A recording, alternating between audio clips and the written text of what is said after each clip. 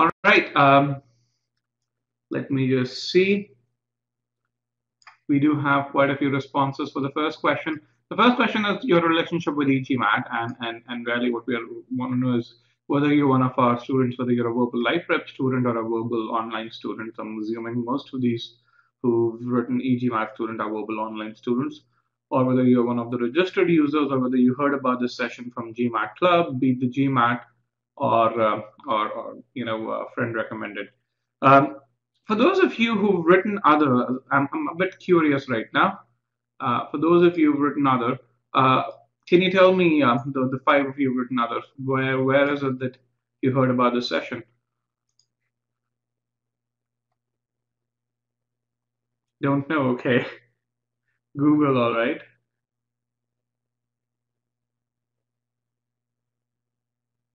So if you heard about it through email, then it is then most likely this is you're registered on e-GMAT.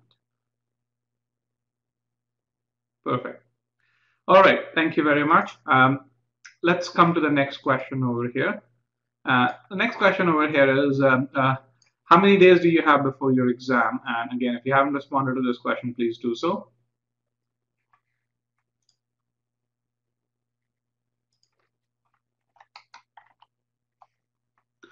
So it seems we have a segment of students who have their exam right away in less than 15 days. We have a few students who have between 15 and 30 days, about 27% of you. And we have another close to 17%, so about 36 students who have their exam in 31 to 45 days. And then we have, let's say, about 42%, so about 40, 42, 43% of you who have more than 45 days. So for those of you more than 30 days, if you're looking to ace the GMAT, and if you need help with GMAT verbal, you can look at one of our courses, either verbal online or verbal live prep. You can ace the GMAT using either course. For those of you less than 30 days, verbal live prep is not suitable for you. If you are looking for help, you can look at one of our individual courses on SCC or RC or verbal online. Both of them have excellent record of helping students in a very, very short time. So with that, I'm going to ask one other question. It's usually a very fun question. And this question is, where are you from? So it's good to know which all countries and cities are represented in this session right now. Okay, I am. So again, we have about 214 participants. So I do expect that at least 180, 190 of you would respond. Again, you're taking time out to attend this session, so might as well participate. That's the best way to get the most out of this session. So I have 122 responses so far. I'm waiting for 180. So another 60 to go.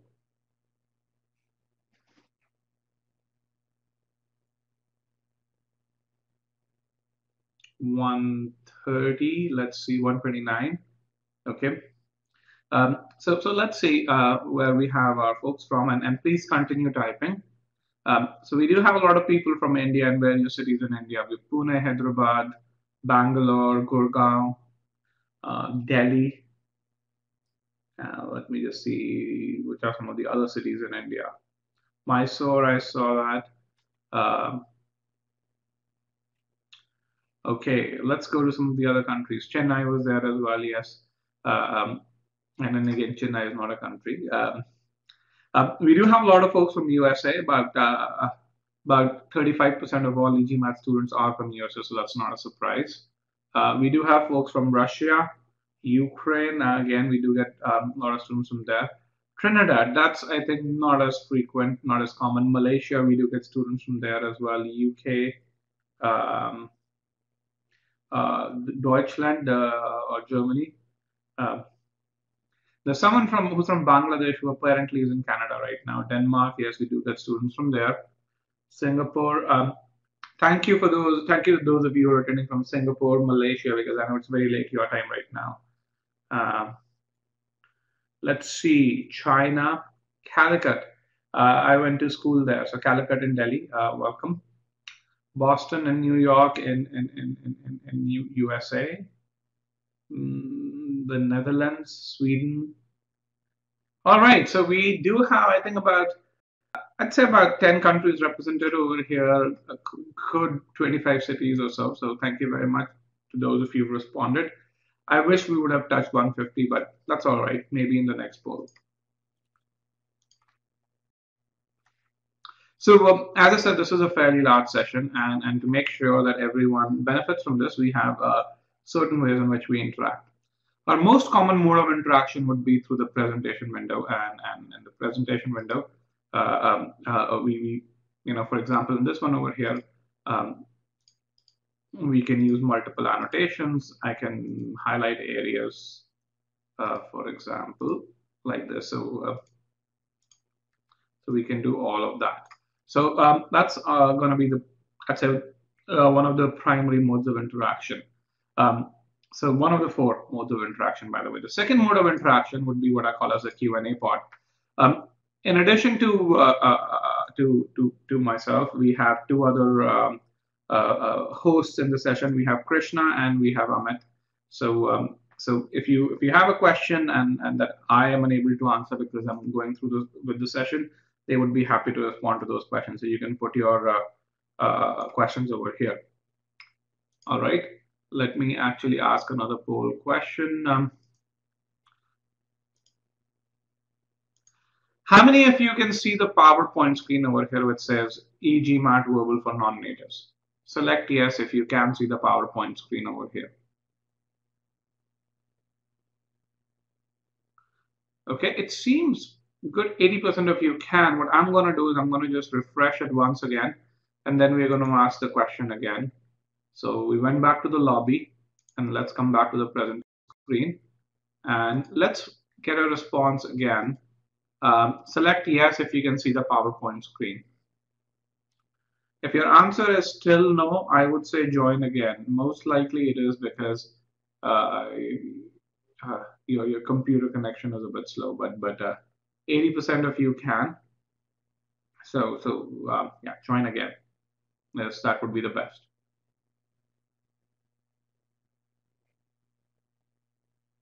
All right, thank you very much.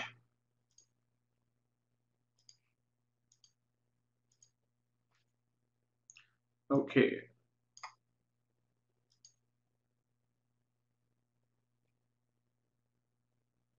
Again, guys, join again, and we have enough seats. We have over 200 more seats in this webinar. So join again, and things should be fine. All right, thank you very much. So and if there's echo in the sound, again, it's not with at my end. It's something that is there at your end itself. So I can assure you that we've hosted close to 10,000 students using these webinar rooms. And let's take a poll for those of you who are here. So any echo? If there's no echo, then select yes. If there's no echo, then select yes. If you can hear me clearly, select yes, bottom line. If you can hear me clearly, select yes. All right. It seems an overwhelming 98% of you can. All right, perfect. Okay, let me just clear all the questions in the Q&A part, and thank you for the question, man. It keeps us honest that way. So modes of interaction. First mode of interaction, the presentation window. The second mode of interaction, the Q&A part. The third mode of interaction, polls. Throughout this webinar, we'll conduct a number of polls. We'll actually solve a boldface question as well, and you guys will solve a quant question as well. So, and polls are an excellent way to get representative input when we have a group which is as large as this one over here. So we'll do that. And then the fourth mode of interaction is going to be the chat part. So we had the chat part open briefly a few minutes before the session. So so that would be the fourth mode of interaction. And most of the times, I'll use the chat part only when I need qualitative input from you as a group. Okay. So there are essentially 3 parts to this session. in the first part, we'll give you an overview of e-GMAT, and that part is going to be about 12 minutes where we'll talk about who we are and what we've achieved so far. The second part is what this session would be about, and it's going to be about how do you craft your GMAT strategy and create your own personalized study plan depending on who you are. I want to make sure I set the expectations right. So this part is going to be most of the session, about 100 minutes over here. And so we will not talk about, hey, how do I identify subject verb errors or how do I identify a parallel list? What we will talk about is how do you approach preparing for GMAT verbal? What are some of the core skills? What is the importance of core skills? And what leads to success in terms of your preparation strategy? As I said, this is the first session for our verbal live prep batch. So a lot of the content over here is also to make sure that they make the best use of the resources that we have for them. And then towards the end of the session, I'll take any questions that you have, which are a bit more personal in nature, which may apply to you only and not apply to the group. So I usually budget about 20 minutes towards the end. So Praveen has a good question. Does the general strategy discussion include the quant strategy too? Yes, that's a good question, Praveen, and it's a very valid one. So whatever we talk about over here would apply to quant as well. Most of the examples, and I can say that because I have a perfect quant score, but most of the examples that you'll see me take would be from verbal. Okay, so with that, let's start with the first part. Again, 12 minutes from now, guys, we will move on to the second part. So e-GMAT. So it's about 2 years and 2 months old. So we started in September of 2011. And our goal was to help non-natives is the GMAT, and we started with our focus on GMAT verbal, and this is where we are. As of now, this number is a bit old, by the way. We are about 4,500 students, and we still counting. Our claim to fame is that if you are from GMAT Club, we more non-natives reviews from GMAT Club than any other test prep company. In fact, if you take the number of non-native reviews that we have and scale them against all the other non-native reviews from Kaplan plus Manhattan GMAT plus Veritas Prep plus Magoosh plus GMAT Phil, we'll still have more. And Anuj says, is the preparation different from non-natives versus natives? You will see, Anuj, about an hour into the session what the difference is. Okay, so I mean, for non-natives, there's no other company that has been as successful. In fact, one of the things that BB, the founder of GMAT Club, recently discovered when he was going through success stories is he said, you guys in the last 12 months have given us more success stories than any other test prep company in the share GMAT experience section. And you will see some of that. Why do we think we've been so successful? I think there are 3 reasons. First of all, we are focused on non-natives, and we'll talk about what that means and how that leads to a course that is fundamentally different from the courses that you see from other test prep companies. And you will see the difference, by the way. But in addition to that, even when it comes to non-natives, and non-natives for us is someone who actually hasn't done his or her schooling, so 6th grade to 12th grade in USA, UK, or Australia, the 3 native-speaking countries, or maybe Canada that way. The reason why we are so successful is, even among non-natives, we actually personalize learning to the learner. And you may have a non-native who has gone to a school where English has not been the primary medium of instruction versus someone who's gone to a convent school, and I think their learning is a bit different, and we personalize the learning to that. And everything that we do, another reason why we are so successful is that everything that we do at e-GMAT is fantastically audiovisual. For those of you who've taken our free trial, you would have seen that you would have experienced the same. And if you haven't, one challenge that I always have for people is to say, hey, if you want to compare the effectiveness of our offering versus that of a book, take a book, read a particular chapter, spend about 45-50 minutes over there, then come here, take one of either a boldface concept or a verb-ing concept or one of the other concepts that are there in the free trial. And what you would find is that in 20 minutes that you spend on our system, you'll learn a lot more than you would have learned from the book. You would get instant feedback on the extent to which you've understood what you've learned because of the exercises that are there with the content. And you would 2 days down the line, you'll retain things a lot better.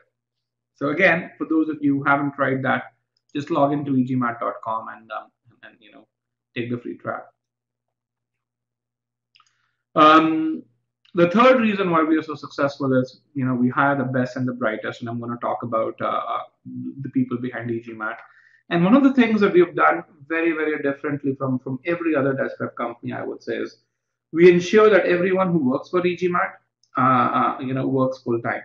And by requiring that by having that as a requirement, we get people who are really bright, who are really passionate about teaching, and that has led to many innovations for improved learning, and we'll talk about that.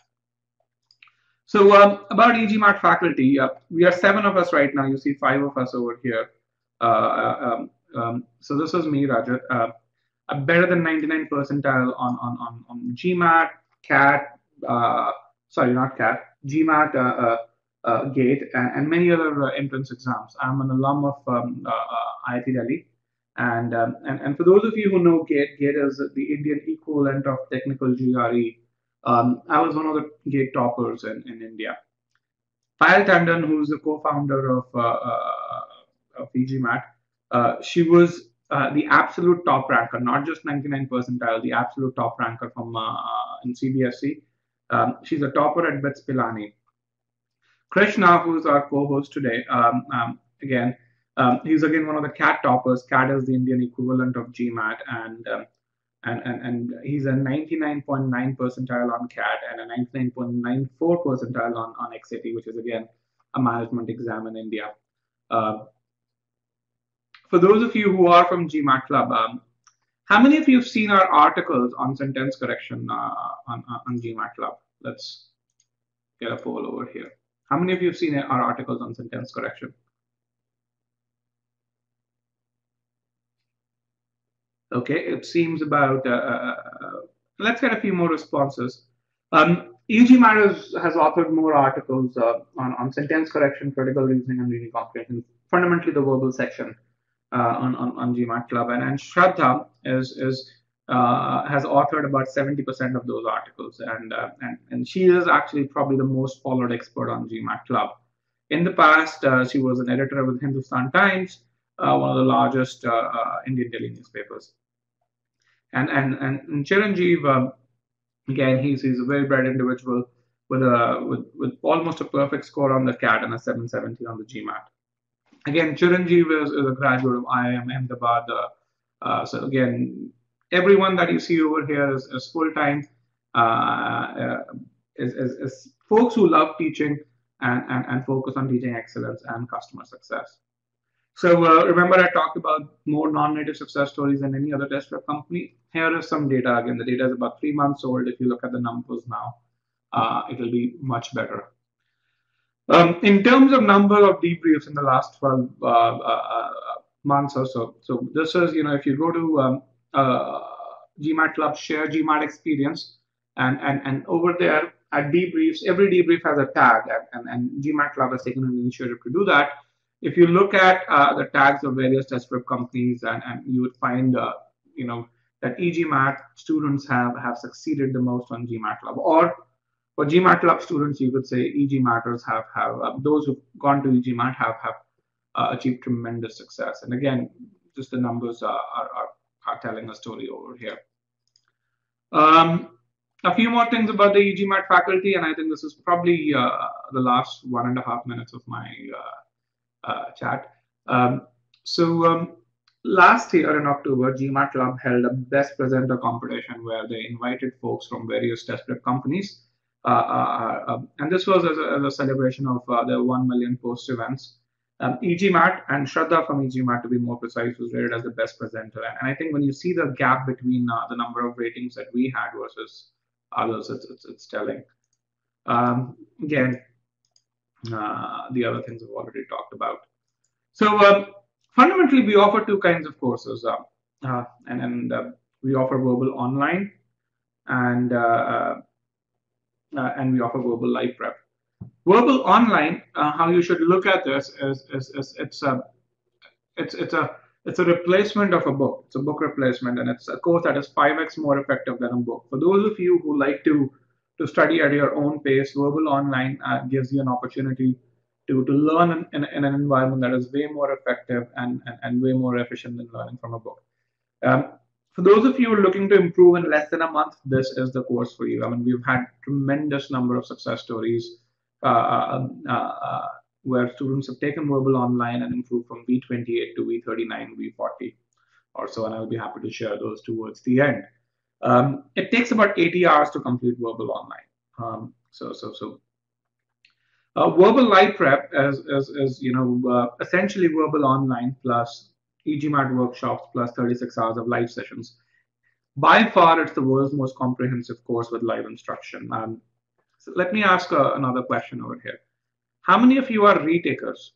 How many of you are retakers? And let's say just do a yes and no, simple yes and no. How many of you are retakers over here?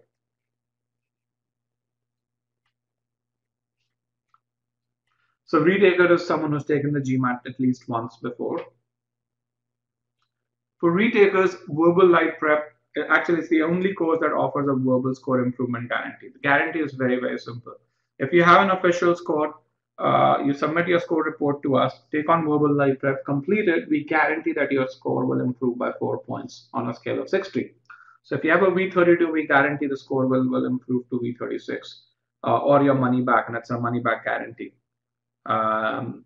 If you have a V36, we guarantee that your score will improve to V40. If you have a V28, we guarantee it will improve to V32, although I think you should aim for much higher.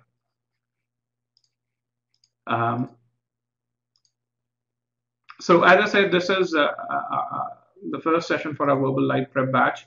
This is where we are right now, and after that, we'll have sentence correction, etc., etc., etc. over here. As you can see, the verbal live prep batch starts today. Most of the learning ends by the 15th of December, and then after that you have refinement and preparing for the exam, which, by the way, for most of you should start at this stage itself, given the amount of learning that you would have achieved at this stage. So for those of you who are looking to take in, let's say, about 20th December onwards, I think Verbal Live Prep, this particular batch, is an excellent course. One last thing before we move. I think this was the end of my my intro to e-GMAT. I want to share for Verbal Live Prep students. I want to share our new study plan. We worked on a much more descriptive study plan for you guys. And let me just get the file. There it is. Here's the file. So for those of you who do not have sessions calendar, please download that. And for those, the study plan is brand new. And I'm going to talk about what that study plan is. But I would want you to download the study plan over here. So actually, let me make sure. This is kind of what the study plan looks like, and I'll get back to that. And what you really see is this is where we are today, and from today onwards, the study plan outlines what you should be doing every day, and again, it's something which is recommended. Fundamentally, what we want to make sure is, as you come to the SC1 and SC2 sessions, you're well prepared, and for most of you this works, and this is something that we did on the request of our students, where they wanted to know what exactly to do when. And one of the things that you would notice is that one of the weekend days, other than the live sessions, we have nothing. Again, it's kind of a catch-up time, or if you don't need catch-up, you take a break over here.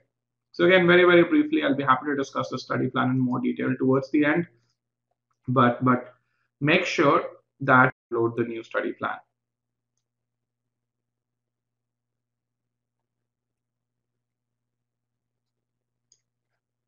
Okay.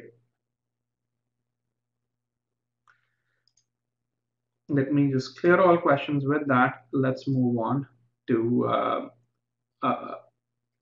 the session itself. Any questions?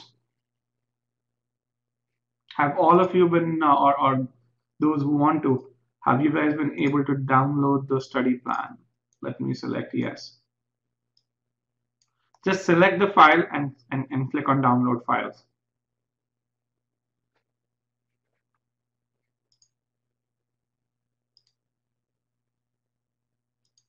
Okay.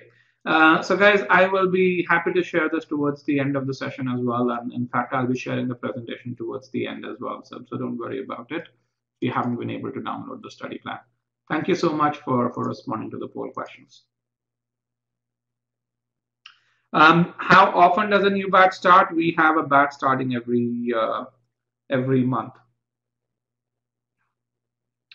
If you have less than 30 to 33 days, then yes. So one of the nice things about Verbal Life Prep and every EGMAT course is that as soon as you join, you get the recordings of one full batch. So I mean, we've had students who've completed this in 20 days and have aced the GMAT. But again, you have to put in 120 hours. So if you can put on 120 hours, if you can put in, let's say, 3.5 hours a day, then it's possible to complete Verbal Life Prep in a month. But if you cannot put in that much amount of time, then I recommend that you look at Verbal Online. Usually for working professionals who have a month or less, Verbal Online is much more suitable. Fundamentally, guys, one of the things that I believe is whatever you do, do it well. Otherwise, you don't do it, because GMAT is a test of application, not just of knowing the concepts. So as you go through the course, you want to make sure you understand it, you internalize it. Otherwise, it's not going to help you. How many days within the completion of the course is advisable to take the GMAT? Ankur, good question.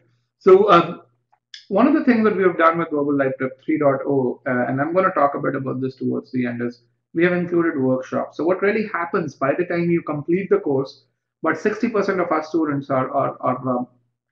take the course, take the test by the end of it.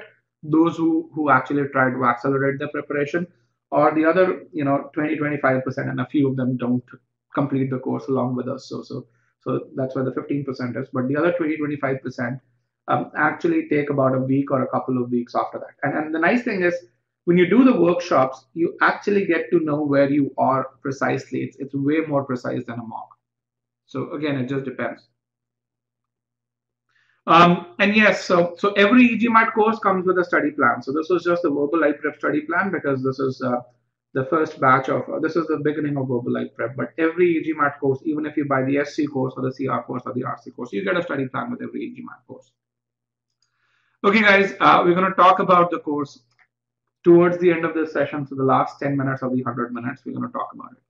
So with this, we will get into this session. And I welcome your questions, but I think there are folks who are here who may want to just talk about the content of the strategy.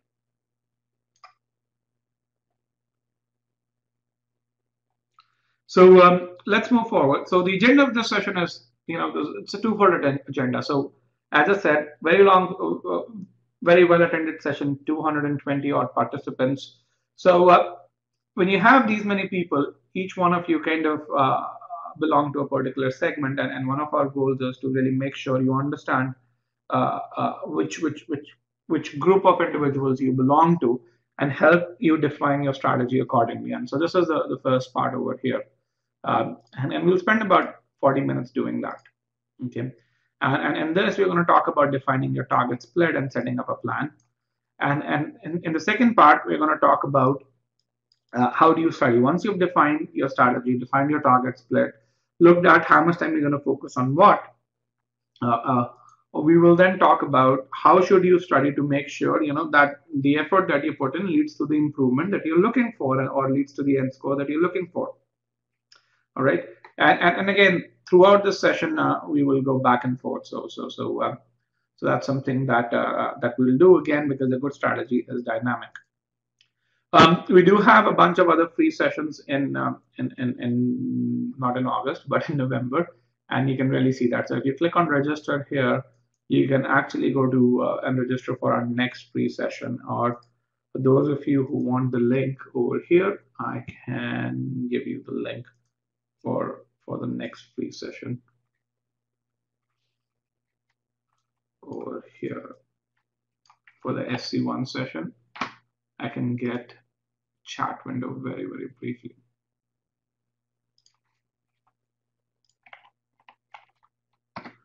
Here is the link.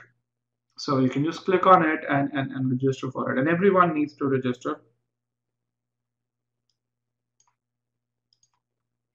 So I think another 10 seconds, and then I would be happy to move forward. The link is up in the chat.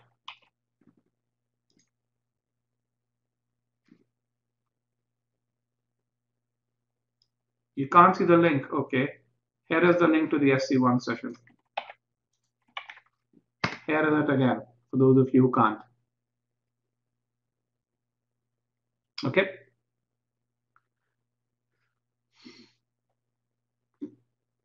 All right. Thank you, guys. Let's move forward. And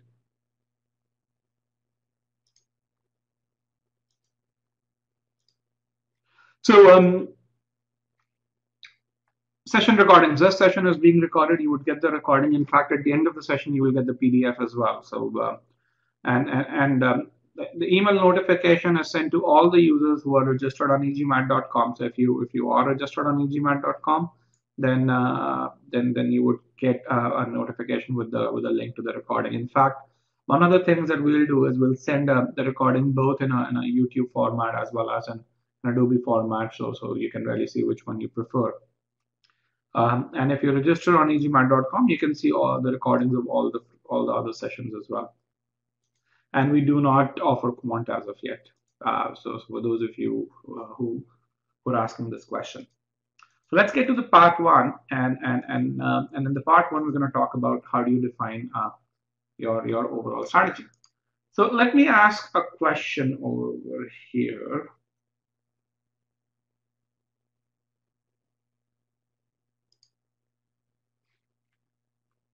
So when you think about GMAT strategy, what comes to your, or how do you think about GMAT strategy today?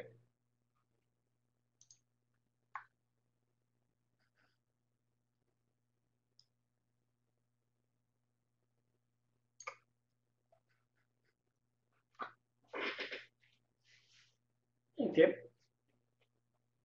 Let's get a few more responses, folks. We have only we have less than 100 responses, and we have over 200 people in the session.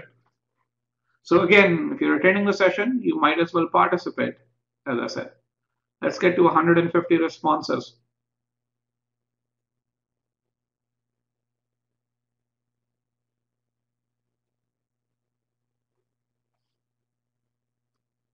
Okay, 127, 28. Well, all right. Let's move forward. So what it seems is most of you have a target quant or verbal score in mind and strive to achieve that. And basically, let's look at how do you arrive at your target quant and verbal score. So fundamentally, when you talk about strategy, what is the definition of strategy? What do you mean by the word strategy? So let me just clear chat. What do you mean by the word strategy?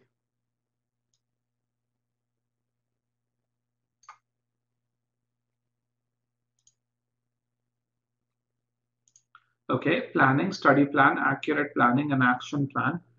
Process. Okay, we always like the word process. I would say.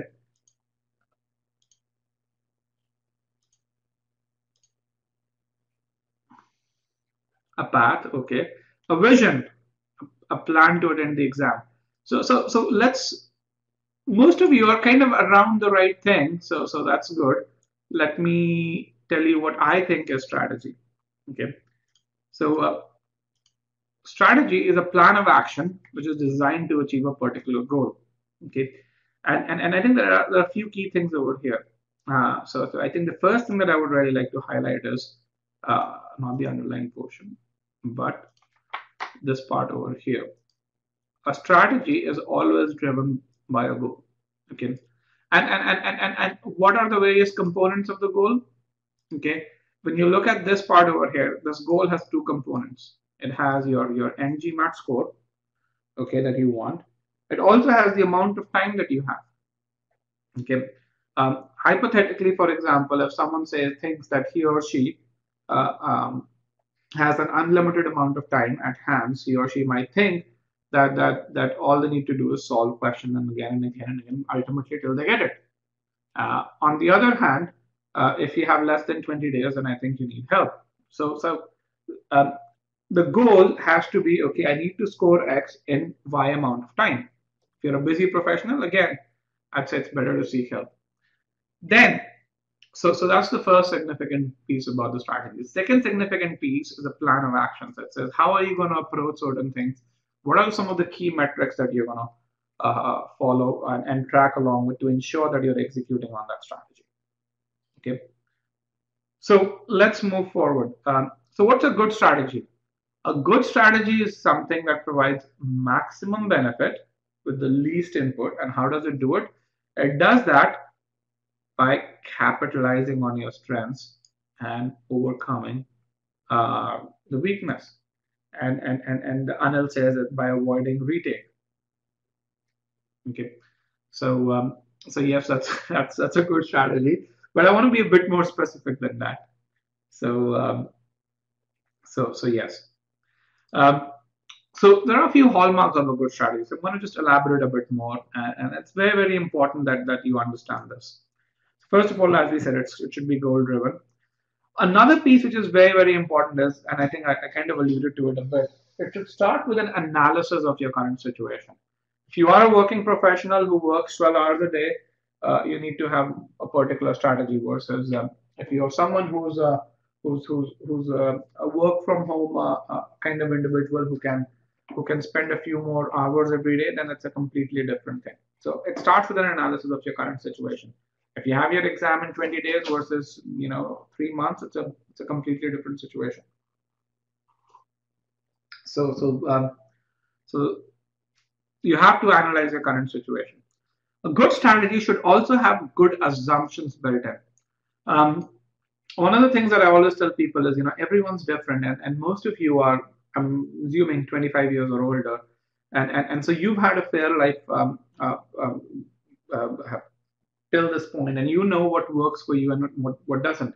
If you are one of those slow learners who needs more time to learn, and there's nothing bad about being that, I'd say that, but understanding who you are is very important.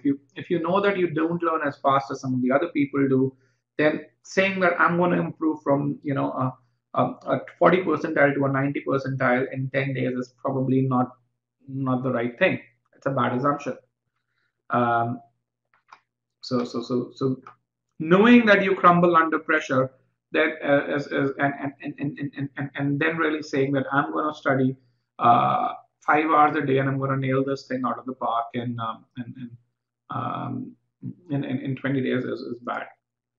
And then the last piece, which is a very important hallmark of a good strategy, is the planning piece. You've got to plan appropriately, execute on it. If you're unable to execute, rethink, revise your overall goal. And because of this, a good strategy is something that has to be personal. It has numerous checks in place and ensure that you're going in the right direction. So one of the other things about good strategy is you've got to have a good understanding of how you get to the goal. And I want to kind of talk about certain understandings. So the first thing is about GMAT scoring. So let me ask this. How many of you think on GMAT, your end score out of 800 is dependent more on your score on verbal than on quant? Or in other words, your verbal score has a higher bearing on the end result than your quant score. Select yes if you think verbal is more important than quant. Select no if you think that is not the case.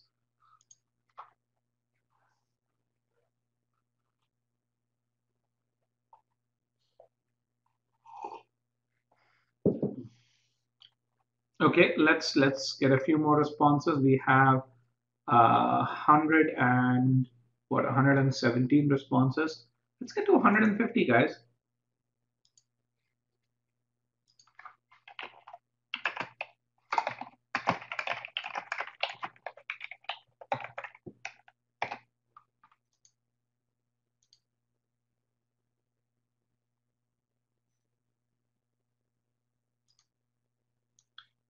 So for those of you who responded, how did you come to this understanding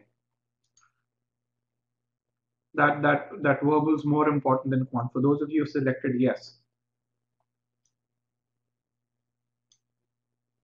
Okay, Manhattan GMAT article. Let's see.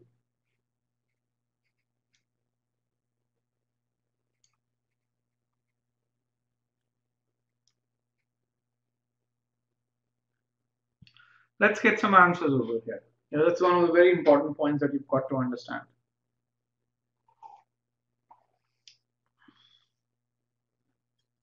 "37, 38 answers, 39, 40. Let's get 100 answers.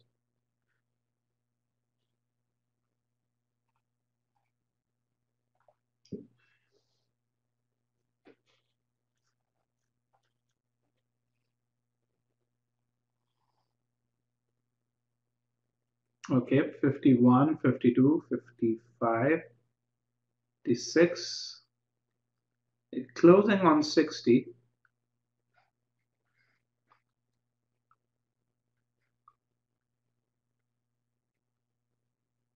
Okay, so here are the results, and I'm going to just expand this so all of you can really see that over here.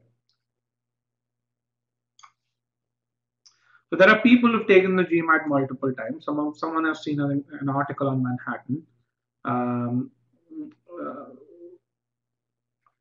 Someone has seen that that a 4-point improvement in verbal made a huge difference. So I think first of all I must say this: at EGMAT we focus just on verbal. So if this were true, no one would be more happy than we are, because I think of the major test prep companies out there, we're probably the only one that focuses just on verbal. Okay, some folks say verbal 44 is way better than quant 44. All right, I completely agree with that. But my question is, in terms of your end GMAT score out of 800, is verbal more important than quant? Okay, verbal has 41 questions, quant has 37. Again, I guess let me kind of tell you a bit more. So verbal score being more important than quant is a myth. And it's very, very important for our students, and I'll tell you why. Um, uh, because a lot of our students, if I were to ask you, and I think uh, if I were to ask you, let's get some data over here. What's your strength?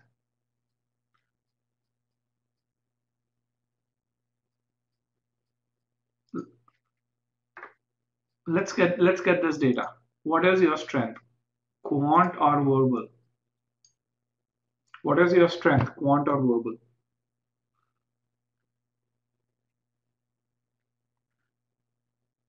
See, I get much better participation when I don't ask you to type.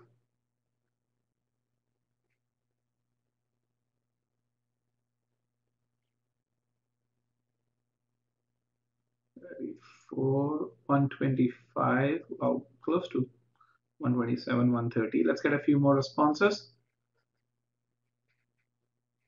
So what's your strength on the GMAT? It's quant or verbal? Relative strength again.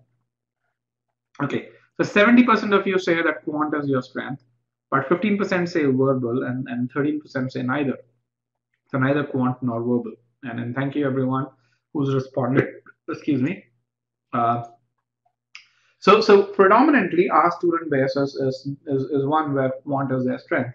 And one of the things that I hate to really see, and it's something that happened today itself, is our students, when they join our course, they actually do relatively well on verbal. But when they send us their end scores, they end up scoring a 720, 730. Why? Because they didn't focus enough on quant.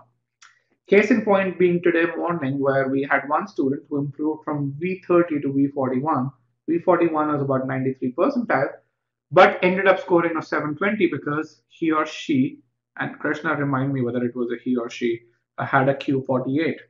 And again, and this is someone who's taken the exam for the second time. So you know, he or she improved from V30 to V41, but was stuck at Q48. Q48, by the way, is close to 80 percentile. So this person had 80 percentile on quant and 93 percentile on verbal.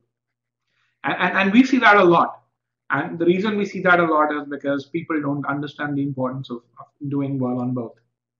The truth really is both of them are equally important. And I'll share some evidence with you. Actually, I'll share a lot of evidence with you. It's a he. Okay. Thank you, Krishna. So how many of you understand what a percentile means? How many of you understand what a percentile means? If you don't understand, let me know, because I think the discussion next is going to be very, very important.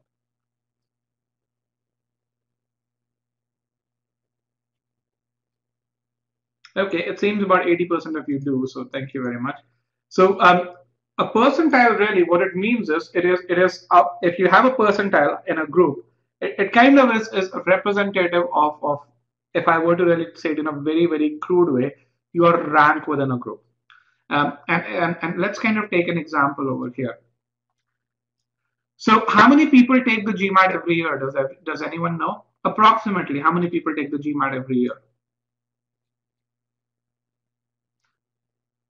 About 250K. 260K is a more precise number, but let's take 250K because I think it's easier to work with. 250,000 people take the GMAT every year, or 2.5 lakhs for those of you who are from India. What is 99 percentile? What score out of 800 is 99 percentile?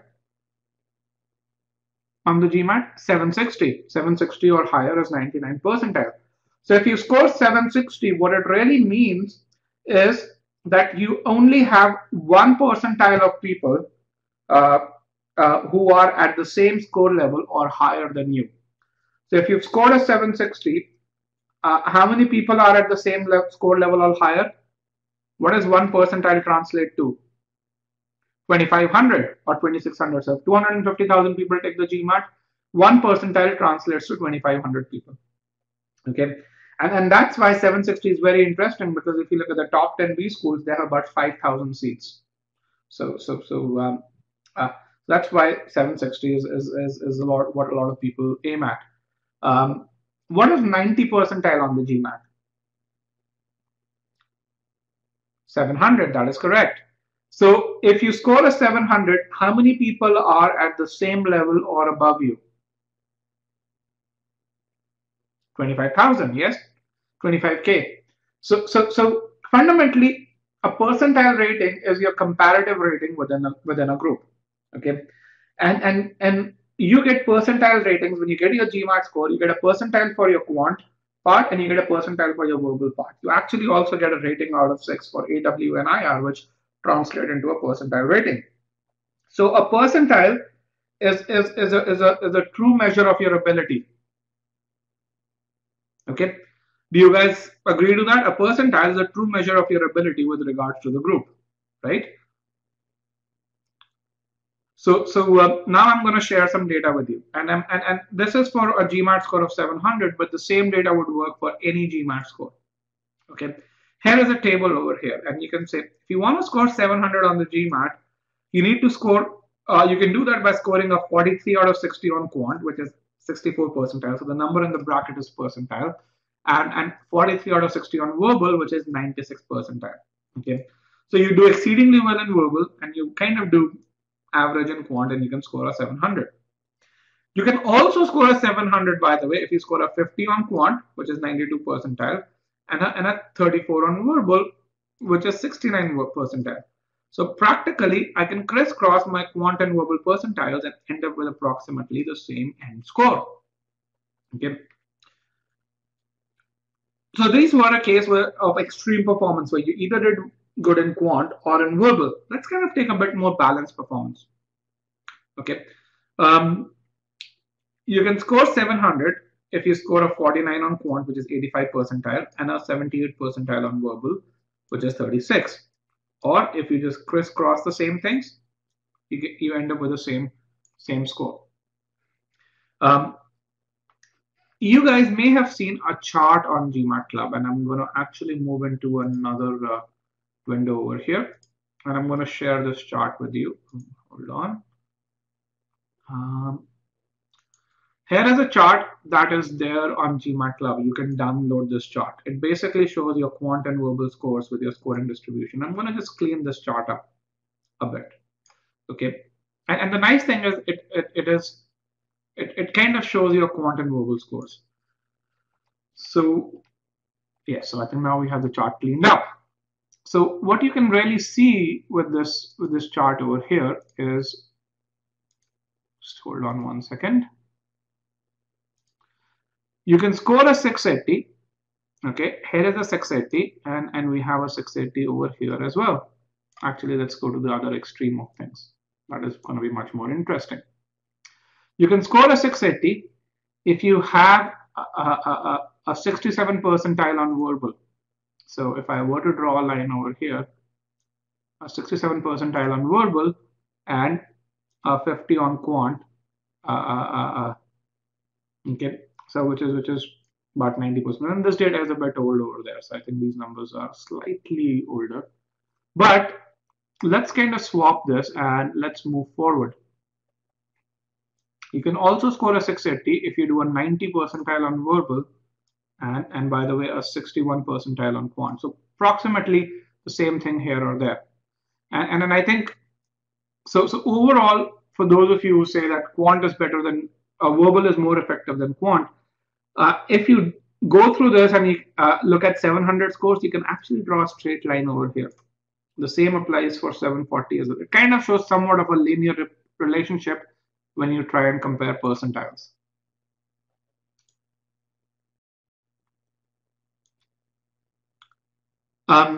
Does that help? So fundamentally, do not focus on one thing. Focus on both, is what I want to say.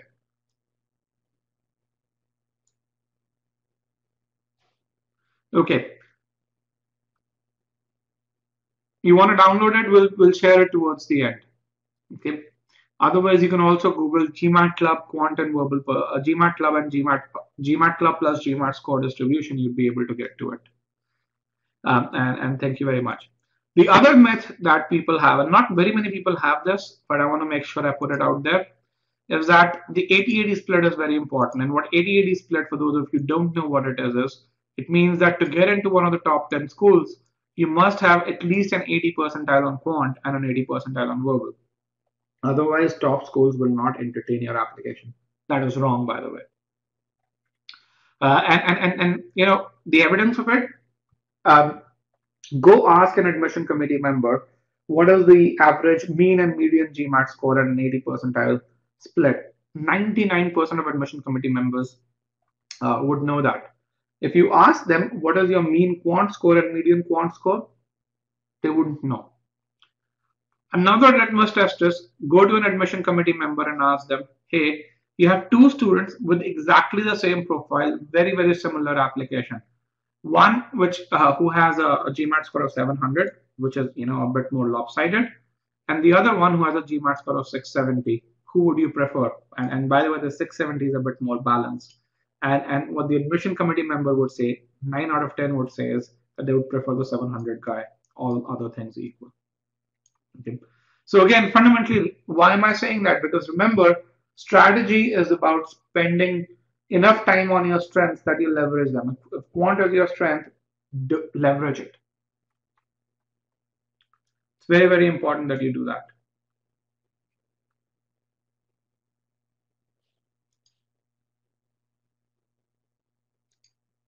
So with that, let's move on to really say, how do we define the strategies for you as a group, depending on who you are. And really, what I've found in the past is that in terms of the attendance, we have 3 segments of people who join this session. And the first segment that we have is a quant whiz. And quant whiz, by definition, is someone who is very good at quant. He or she is someone who has an ego about quant, and they want to do well on the GMAT, not just because they want to ace the GMAT, but because they've always aced quant anything anywhere that they've gone. So so that's basically a quant quiz. Who a quant quiz is.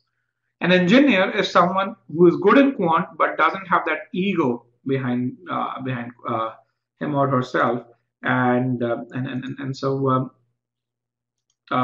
some if you're good in quant but you're not that good, and you belong to the engineer category. And for our discussion, a commerce and art student is someone who's not good in quant. Okay. Now you may be a commerce and art student and you may be good in quant. In that case, you fall either in the engineer category over here, or you fall in the quant whiz category, depending on who you are. Again, we're trying to typecast people over here so that we can put you in one or the other segments. So if you are a quant whiz, then you make sure you leverage your strengths. So your strategy to achieve 700 should be quant driven, which means that you should aim for a quant score of 50 or 51, and correspondingly your required verbal score is 34 or 35. Since your strategy is quant driven, make sure that you score a 49 on quant before moving on to verbal. Okay. If you are an engineer, you're still good in quant, your strategy is still quant driven, but you need to do better on verbal. Okay. But before you even start preparing for verbal, make sure you have a decent score in quant. Okay. If you're a commerce or an art student, then your strategy probably is better by either by that's verbal driven, and in that case, start with verbal. But fundamental thing is capitalize on your strengths before focusing on your weakness. Okay. Any questions over here before I move on to the next slide? Does this make sense? Perfect. Let's move on to the next part. Does this make sense? Any questions?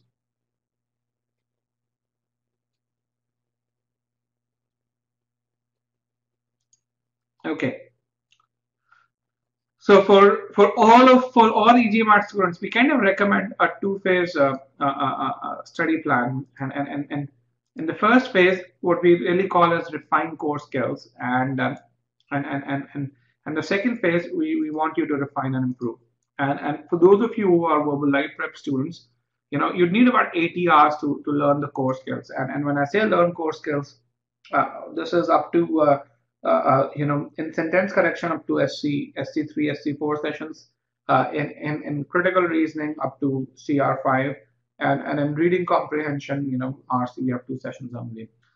And in the refinement stage, you have the workshops, you have some of the last sessions, and then you have GMAT strategy session 2, that we are tactical strategies for the GMAT that comes in this stage. So if you are a non-native who has just started his or her preparation, not those of you who've been preparing for some time, but if you are a non-native who has just started his or her preparation, and if you want to score 700, for most of you, I'd recommend that that you budget at least 160 to 200 hours, and this includes your quant prep. And if you're spending close to 20 hours per week and 4 weeks per month, which means you have 2 days off, then you should be able to achieve this in about 45 days or so. And we've had students who've done this in less time. So, but you would need about 40-45 days if you are a working professional. So let's take a use case of an engineer who's recently scored 560 on a mock zero. So this person has just started preparing. Okay, so so this is where this person is, and remember, this guy is an engineer. So what should this guy do? What should this guy do? He scored 560 on a mock zero. What should this guy do first, as per what we discussed?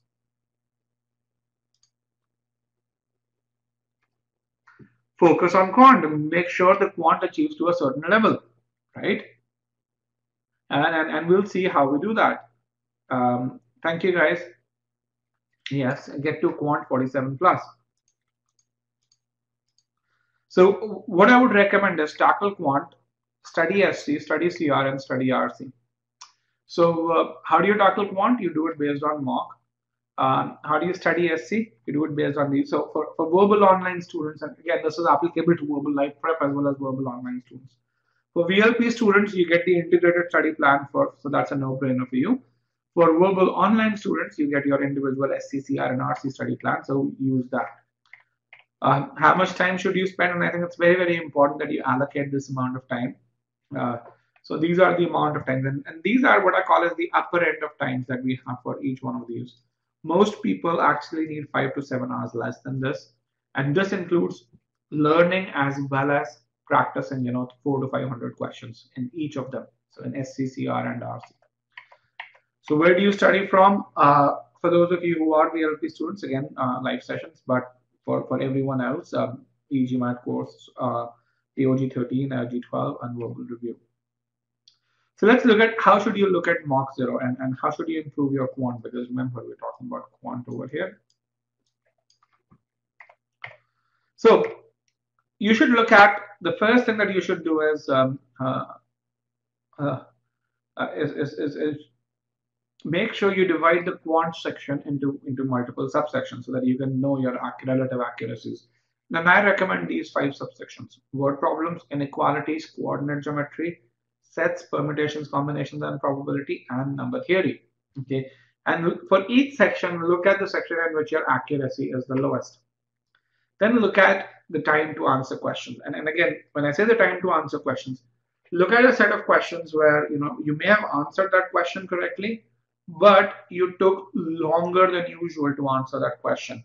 And the problem with that is, let's say you answered a quant question correctly in 3 minutes. You may have answered it correctly, but there was something in that question that stumped you. So there's a chance that if a similar question comes again, you may answer it incorrectly if you don't focus on it in your layoff time. Also, because you spent 3 minutes on this question, you would have gotten less time to spend on another question, which may have led to you answering that question incorrectly. So looking at these questions is very, very important, making sure that you answer them in the required amount of time. And then look at careless mistakes. What is a careless mistake? A careless mistake on a mock test or on the actual exam or in a quiz is a question that you were really confident of, where you took less than average time, but you ended up answering the question incorrectly. Okay, and careless mistakes are I would say criminal on the GMAT, and you've got to find a way to avoid those. Okay, so look at these categories of questions when it comes to analyzing your quant mocks. And again, this is I want to ask a question. For those of you who've taken mocks, how many of you do at least this level of analysis? For those of you who've taken a mock test.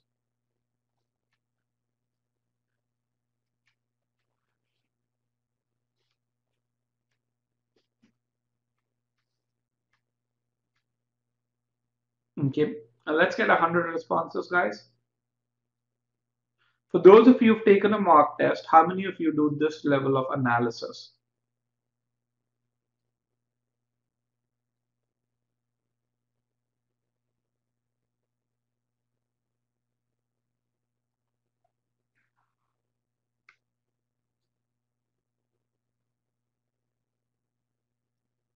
Okay, great. So we have about 70% of you don't do it. So this is I would say one of a decent level of analysis. If you attend our strategy session 1, what you would see is that study session 2. I'm sorry, this is strategy session 1. We do way more in-depth analysis there. We actually take examples and really do the analysis over there. Now, so you've done this analysis. What do you do next? You've got to improve. So if your accuracy in any of the subsection is less than 50%, then you need to have major learning and a major investment, so about 12 hours of investment. If your accuracy is around 70% in a particular subsection, then about 6 to 8 hours of investment would do. And make sure that you study from a competent resource while improving. Again, guys, you're making a huge investment when it comes to your MBA. Do not refrain from investing in prep resources. Your GMAT score, other than your MBA degree, is probably the only constant that will stick with you throughout your life. Even after you graduate, as you apply for a particular job, if you have a good score, you would put it on your resume, and people will identify themselves with you. So if your hiring manager, if you have a 730, if your hiring manager has a 720, he'll appreciate that and he'll really see you in a different light. And having gone through this phase myself, I can tell you it does happen. Okay. So in terms of the verbal study plan, I already showed a study plan to you. This is what I call as our individual study plan. I'm going to kind of zoom into it. I do not expect you to read this, but there are a few characteristics of the study plan that I want to kind of highlight to you. The first thing is that the entire e-GMAT course is divided into levels, and level 1 being the easiest, level 2 being the next most challenging, and level 3 being the most challenging. The second thing, we have divided the entire course into what we call as conceptual learning and applying what you've learned. So you see the concept files and the application files, and really, this is where this course is very, very different from some of the other courses where the focus on application. I think most other courses will teach you the concepts, but they won't focus as much on application. I think our focus on application is probably unparalleled in this industry. If you have a verbal score of higher than 30, then we really allow you to skip certain sections, and which means that the amount of time to finish the SC course is about 30 hours. And you get a similar study plan if you're a verbal online student or an individual course student for CR and RC as well. And I can actually share the study plans over here. So these ones, they come with your purchase receipt as well, by the way, but I can share if you do not have them. Files. Here are the study plans.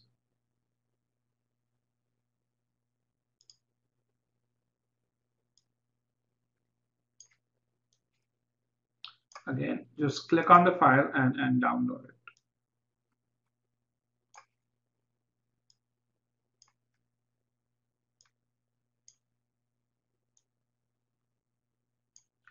All right, let's move forward.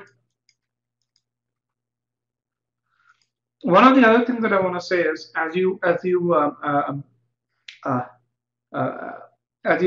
e-GMAT, as you buy the e-GMAT FCC or RC or verbal online or verbal live prep, I would recommend, other than the official guides, do not study from any other source at the same time. You would find that you're learning much more quickly. You're improving at a much faster pace if you just use the e-GMAT course. And by the way, it's way more comprehensive than any other book out there. So you don't have to worry about you missing on anything. Any questions over here? So with that, we actually reached the end of our first stage. It's about, I've taken about 40 minutes of the session. So I'm going to take a 2-minute break, and then we'll come back and start the second phase. I'm going to keep these Excels over here. All right, so 2 minutes, it's 9:39 a.m. my time, or we'll be back in 2 minutes, and I'll be on mute till then.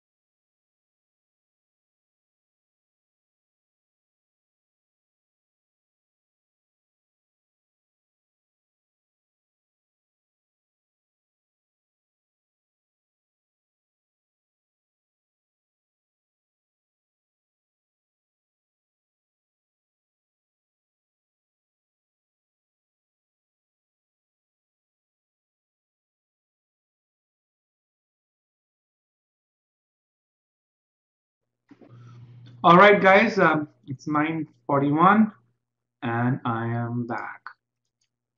So I have a few questions. Someone said, has anyone already purchased e-GMAT? Provide feedback. Um, I would say I think you'll get a lot of people who'd be able to provide feedback.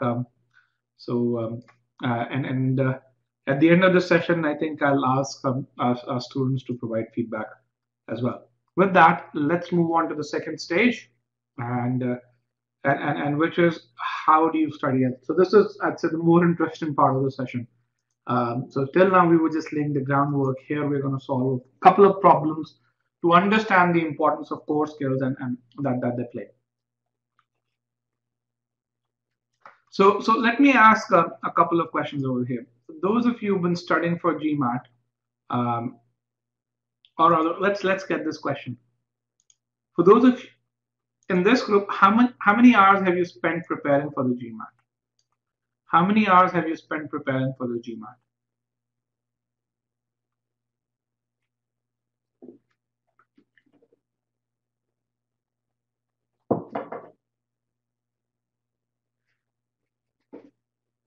Okay, let's see how many people have responded to this question so far.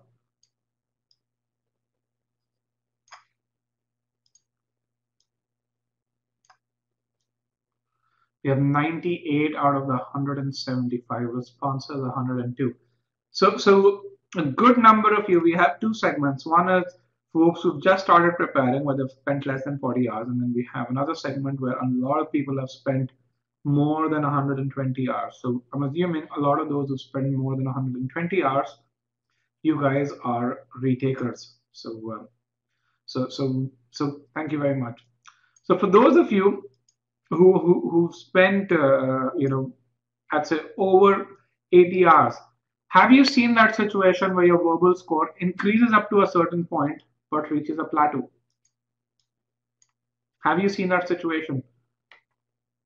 Right? It goes up to a certain point, but it reaches a plateau.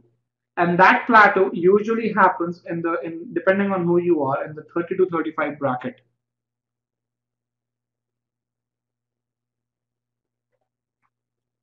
Right? So we're going to talk about the importance of core skills and that plateau. And if it's severely inconsistent, we're going to talk about that as well. So again, depending on who you are, it could either plateau at 30, it could either plateau at 32, 34, or 36. So usually that's the areas where it plateaus. So we're going to talk about why the scores plateau and what's the relationship between the core skills. And it's very, very important because if you understand that relationship, then you can really make sure that your score increases over there versus the plateau, which usually happens where your NGMAT score is in the 630 to 670 bracket. So to understand why non-natives struggle, why non-natives actually reach that plateau, I'm going to have you answer a quant question and a fairly simple word problems question. And let me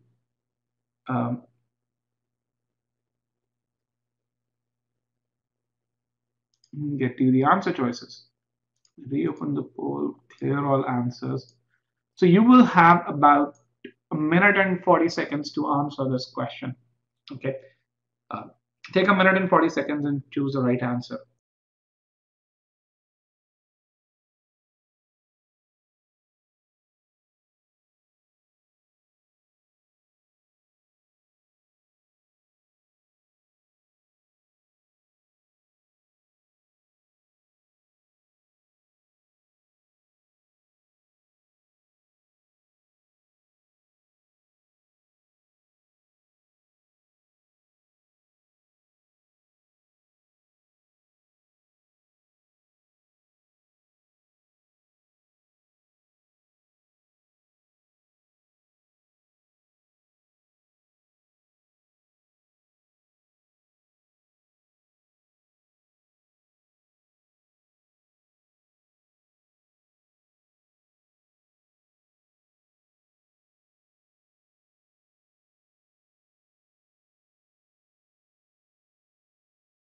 Right. Last 15 seconds, 15 seconds, guys.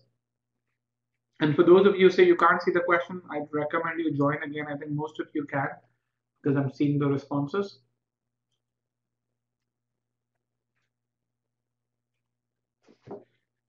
Okay.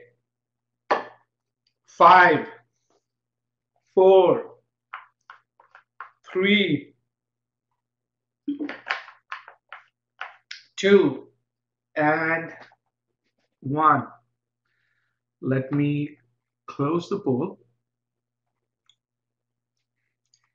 And I'll just broadcast the results. Clear all questions over here, and let me broadcast the results. So choice B, 7 indeed is the correct answer.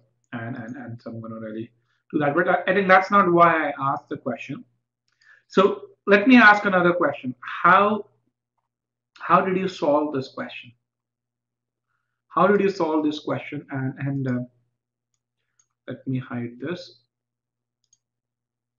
How did you solve this question? The 3 answer choices are by making equations, by number substitution, or by using some sort of a crazy formula.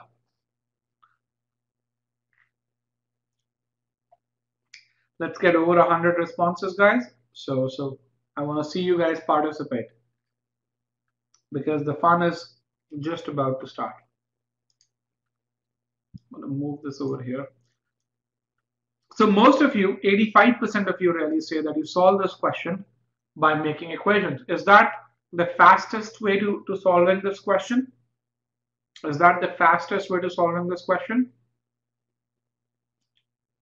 I bet I can prove theoretically that number substitution is the fastest way. Then why is it that you solve this question by making equations? Why is it? I would also prove to you that with number substitution, there are fewer chances of making a mistake. And you know, if you master that, accuracy would be pretty decent over there. Okay, it's a logical way of approach. You're not trained in the substitution way. Now we are getting to something. It's an inherent conditioning of your mind. The moment you see Jacob is not 12 years younger than Michelle, you actually say M is equal to J plus 12. Right? And the mind automatically starts to think like that. Right? Your mind starts to form equations. Okay. So fundamentally, your brain's trained to do this. Okay. Now, and that's why, despite a shorter method, you don't worry about it. You say, I know the way to approach it. I'm very confident about it. And let me ask this. How many of you struggle to solve using the first approach by making equations? How many of you struggle to solve the question in time by using this approach? How many of you struggle? Do you guys struggle? No, there's no struggle, right? You can solve this question in a minute or so. Why? Because your brain has this efficient thought process that it begins to execute as soon as you read the question. Okay. Now, it's the same efficient thought process there in the brain when it comes to verbal. No, it isn't.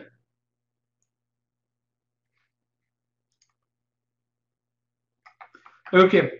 So I'm going to talk about, it's mostly a gut feeling, not a star key. Okay. So we're going to talk about that process over here.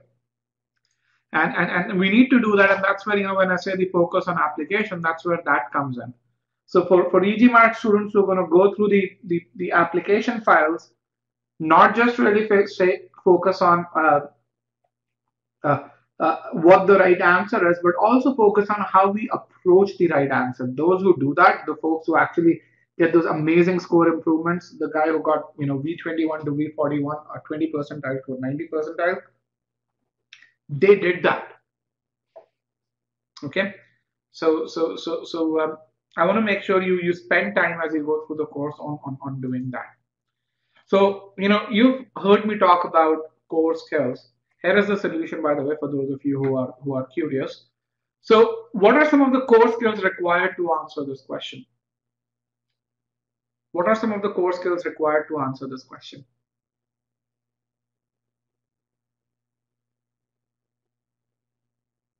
You have to understand the language, algebra, linear equations. You need to be able to do some basic quant, right? So fundamentally, if I were to say what you guys just said in a better way, you should be comfortable working with algebraic variables, right? You should be able to convert statements into equations, relate them, and solve them, right? These are the four core skills. Everyone's clear? Any questions there?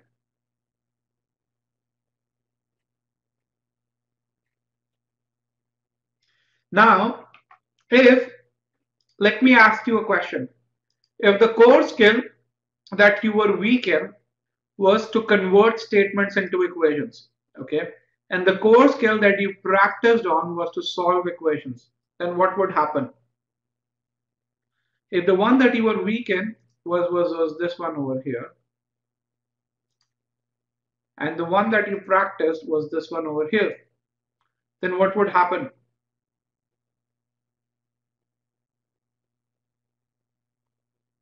You would stumble, you won't improve. You won't improve, right? Your score will plateau because the core skill that's holding you back is not seeing any improvement, whereas you're putting all your time and energy on a core skill which is not a bottleneck, right?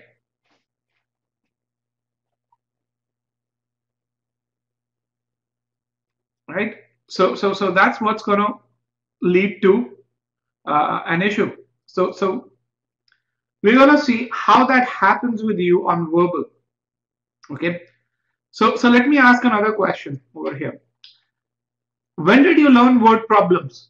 When did you learn how to solve questions such as this one? Fifth grade. Fifth, sixth grade is when we all started to learn how to solve such questions, right? When do you think native English speakers learn, reading comprehension or the basics of GMAT grammar? When do you think native English speakers do that? Okay, fifth, sixth, second grade. So I'm going to share some data with you over here. And this was an experience that I had when I was searching for a school for my daughter. For those of you who don't know me, I live in Phoenix, Arizona. And my daughter is about 5.5 years old.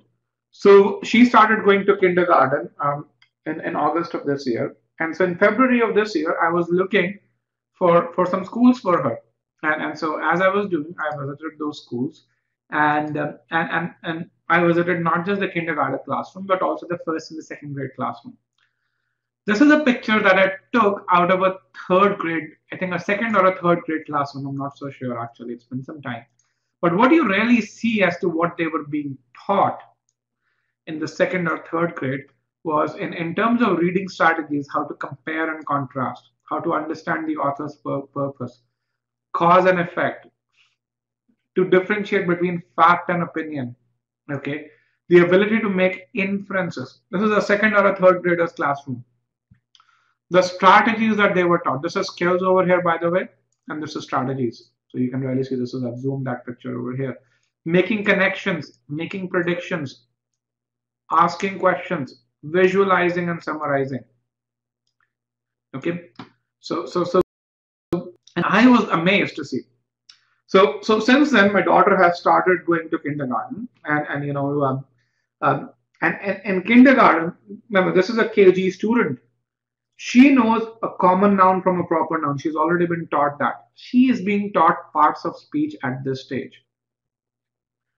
So in terms of natives learning GMAT verbal versus non-natives learning, it's a completely different ball game. And 90% of the prep courses out there are optimized for natives because, frankly, the Kaplans of the world still make 90% of their money from the natives.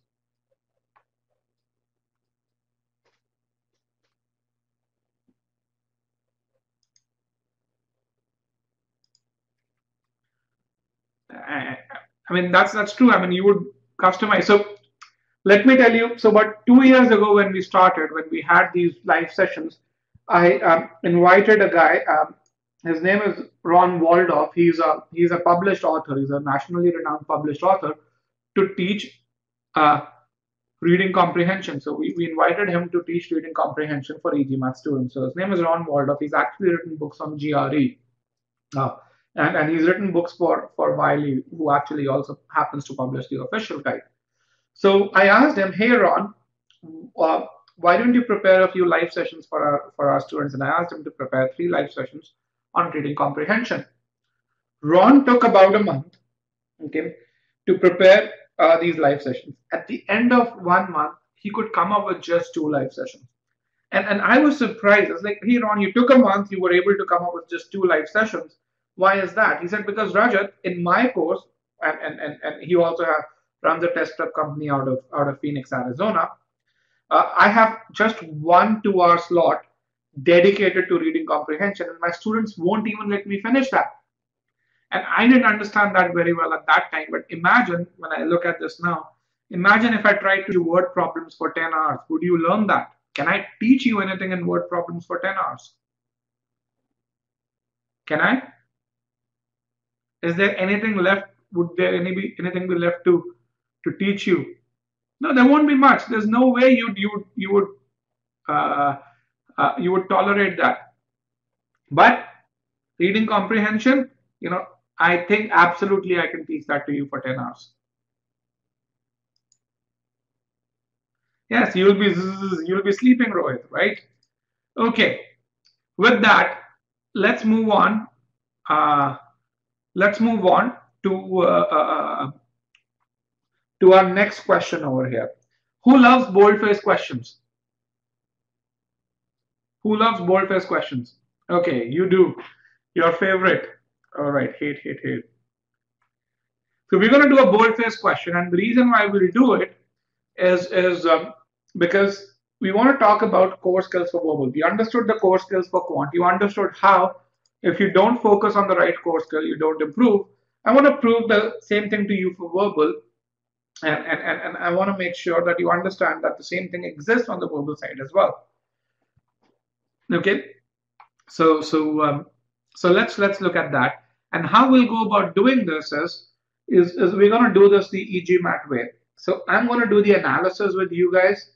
So I'm going to solve 70% of the question with you, and then after that, once you've done the analysis, I'm going to actually leave you with the answer choices, and you're going to select the right answer.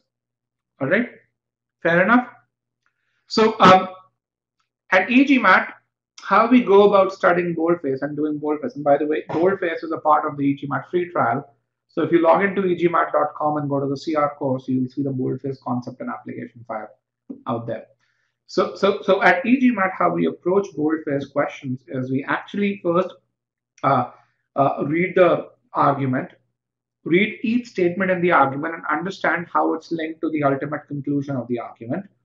And then once we have read the entire argument, we really say, what is a boldface statement and how does it link to the conclusion? And when I say what is the boldface statement, is it a fact or a claim or an observation? So how would you classify that and how does it link to the conclusion? Okay, so let's move forward. We'll start this question. Stock prices of companies that exceed $100 billion in revenue, also called extremely large caps, rarely beat the market over a 5-year period. What is this statement? What is this statement over here? It's a data point, yes. It's a fact. All right, it's a fact. Is it also an observation? Is this an observation? Right? All right. So it is a fact. It is an observation. You can also call it a principle. So the same statement can be described in one of them in 3 ways. The way it's written, you can also call it a principle. Okay.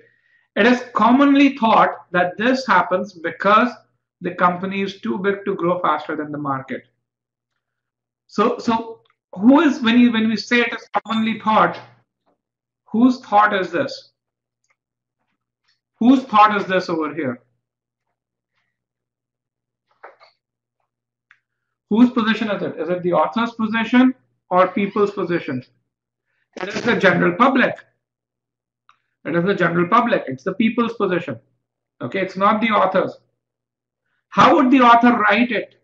How would the author write it If it were the author's position, how would the author write it if it were the author's position?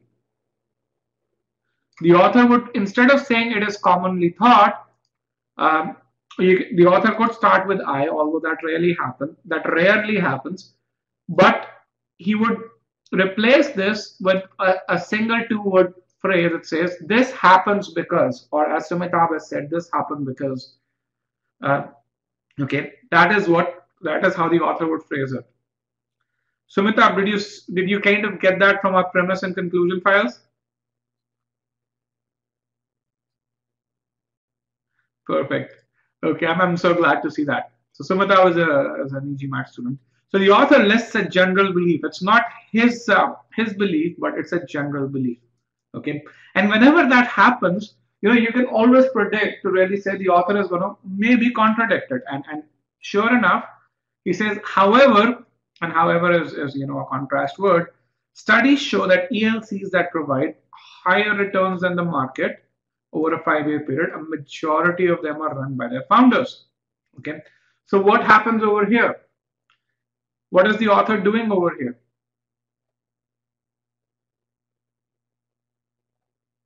The author presents a contrast, right, or a contradiction, and or in other words, the author lists an exception. Okay, and the boldface, a majority of them are run by their founders, is a characteristic of that exception, right? A majority of them are run by their founders, and Krishna can correct me actually. It's a modifier that modifies which companies? Companies that provide ELCs that provide higher returns than the market over a 5-year period. Okay? And Krishna can really say what kind of modifier it is. He's our SC guru. All right. Since most of ELCs are run by professional management that is inherently risk averse. So what is this over here? When you see this word over here, what do you see? What is this? What is since? Since is a EGMAT students. What do we use since for? A premise marker, right? Since is a premise marker. Since most of ELCs are run by professional management that is inherently risk averse, right? So in this, the author brings another fact to light. Prior to this statement, we did not know most ELCs are run by professional management, right? We didn't know that. All right. And we didn't know that professional management is inherently risk averse. The study's findings strongly suggest that the real reason why most ELCs don't beat the market is not that they're too big to grow, but rather that they're run by professional management that is too risk averse. What is this? It's the author's conclusion. This part over here is the author's conclusion. The second boldface is the author's explanation of why ELCs do not grow.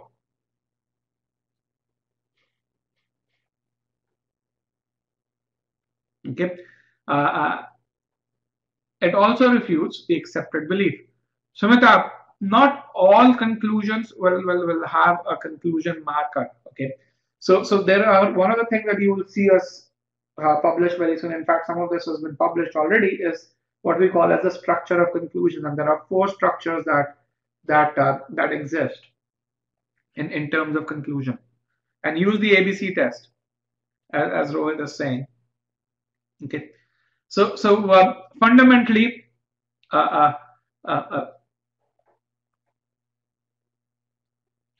So Anil, the author is not saying that this doesn't happen. Okay, the author is not saying that this doesn't happen today. But what he's really refuting, the part that he's refuting is this part, that ELCs are too big to grow. All right. Do you agree with that? Right, so he's refuting that. He says today they don't grow, but it's not because they can't grow. It's because they're run by professional management that is inherently risk averse, right? And you've got to get that level of understanding of the argument to be able to answer questions. So let's look at this. So we've gone through the argument right now, right? So let's see, what is boldface 1? Is boldface 1 A fact or a claim? Is boldface 1 a fact or a claim? It is a fact, right? It's boldface 1 is a characteristic of the companies that buck the trend. All right. It is a fact provided to support the author's conclusion. All right. How do you decide whether a statement supports the author's conclusion or not, or whether it supports or refutes the author's conclusion? How do you decide that? Okay, negation. Isolate the other statements, negate. Negation is a perfectly valid way. Okay, negation is a perfectly valid way, and so that's something that is there. So I'm going to ask a question over here. I'm going to bring the chat pod back again. How many of you are comfortable with the negation test or negation in general? How many of you are comfortable with the negation test or negation in general? By the way, I think we have authored probably the most authoritative article on negation out there. And Krishna can probably provide the, actually I have the link to it. But what it's telling me is a good number of you are not. So here's if you want to really see negation, this is the article that will tell you how to use negation test. But I have, for boldface questions, I have a much easier test, which is what I call as a disappearance test. Okay, and Sola, I'll tell you why fact. Okay, and what's the difference between a fact and a claim. Okay, so what I call as a disappearance test. Using disappearance test, you can determine whether a statement supports or refutes the conclusion. And the disappearance test is very simple. You first identify the conclusion. It's very, very important that you identify the conclusion and the argument. Then you look at the statement and you really, the one that you want to evaluate and ask yourself, if the statement were not present in the argument, if the statement were absent from the argument, will the conclusion be more believable or less believable? Okay. So if a majority of them are run by their founders, if this were not there in the argument, if this fact were removed from the argument, then will the conclusion be less believable or more believable? What do you guys think? It will be less believable, right? So if by removing a statement, if the conclusion becomes less believable, then that statement supports the conclusion, right? This test, if you think about it, it's similar to the negation test, but the benefit is you don't have to negate anything. All you have to do is make it disappear. So to apply, it's a lot easier that way. Okay, so why fact? So can you dispute this part over here that a majority of them are run by their founders? Can you dispute this? Is it verifiable? Is it verifiable? Yes, it is verifiable. If you wanted to, you can verify it. So that's why it's a fact. Here is an example of a claim. Okay, here is an example of a claim. Let me actually give you some examples over here. Here is an example. So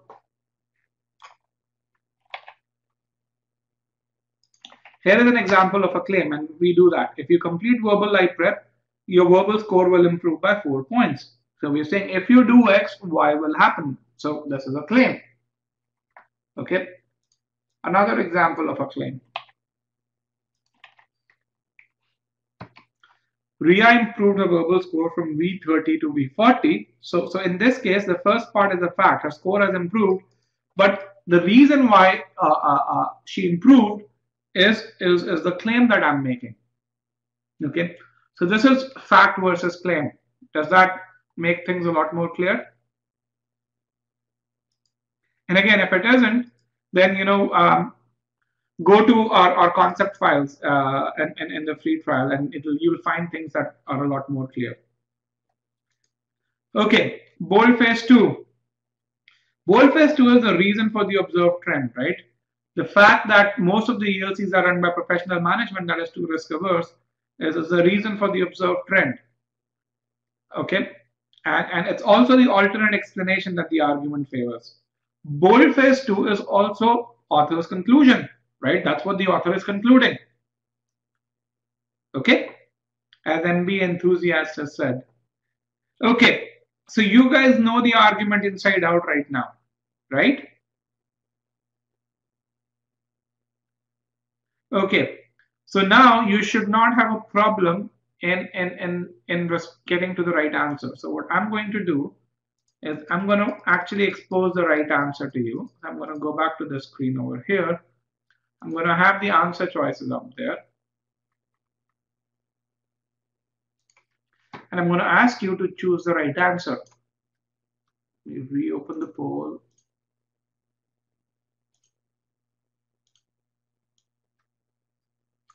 So choose the right answer. And you can select the answer choice by clicking on something. Okay. So you have a minute and 30, also about 90 seconds.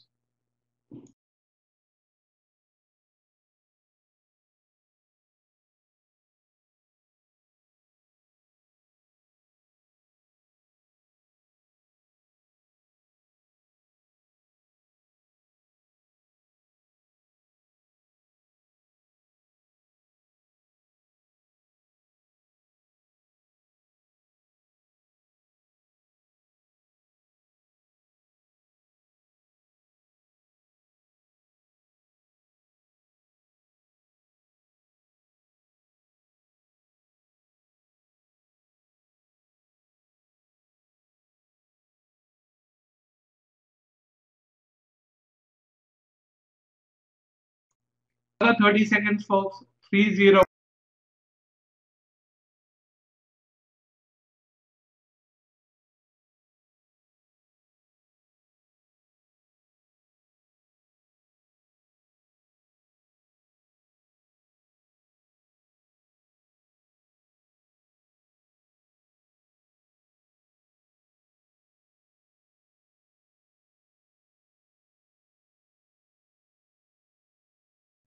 Right, last 5 seconds. Get those answers in.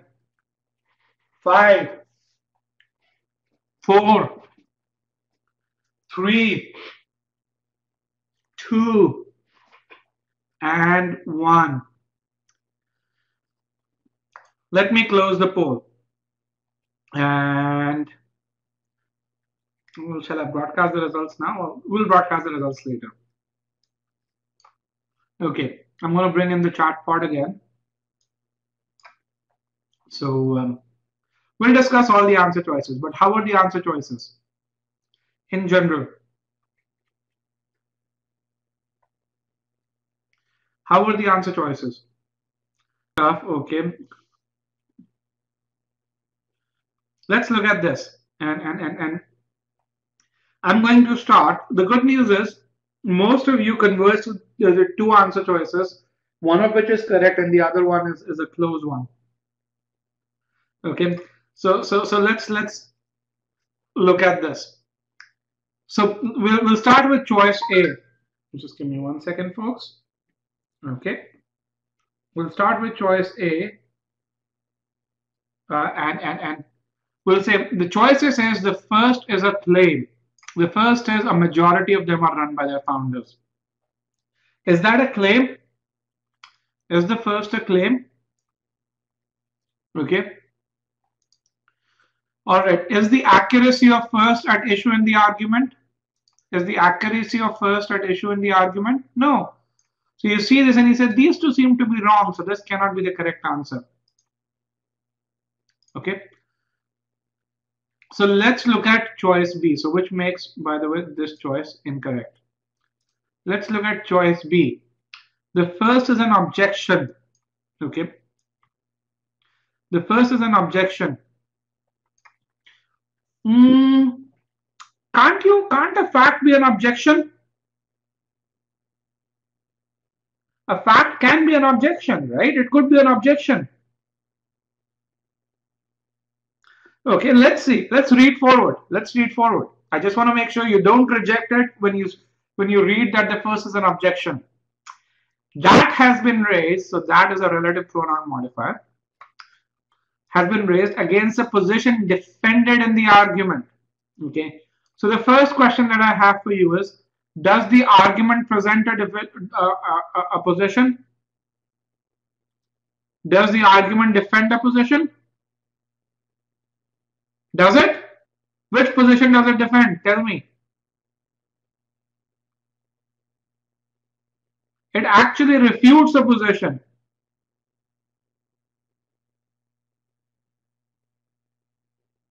Does the argument defend any position?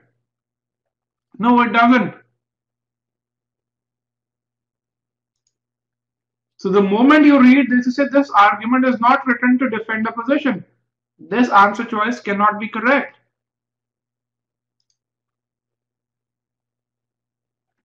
Okay. Let's look at choice E, E for elephant.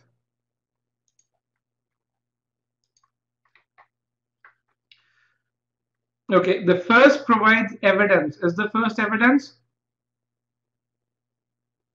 Yes, the first is an evidence. So you say, okay, this seems correct over here, right? Now, let me ask you this. What is this part? What is another term for this part? An explanation that the argument favors. What is another term for this? It's the author's conclusion, right? This part is the author's conclusion, and let me write that down over here.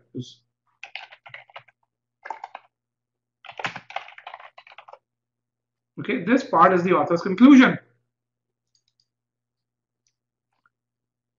Does the first refute the author's conclusion? Does the first refute the author's conclusion? No. That it supports it. We saw that. So because of this one is wrong. So far, so good. You guys are with me?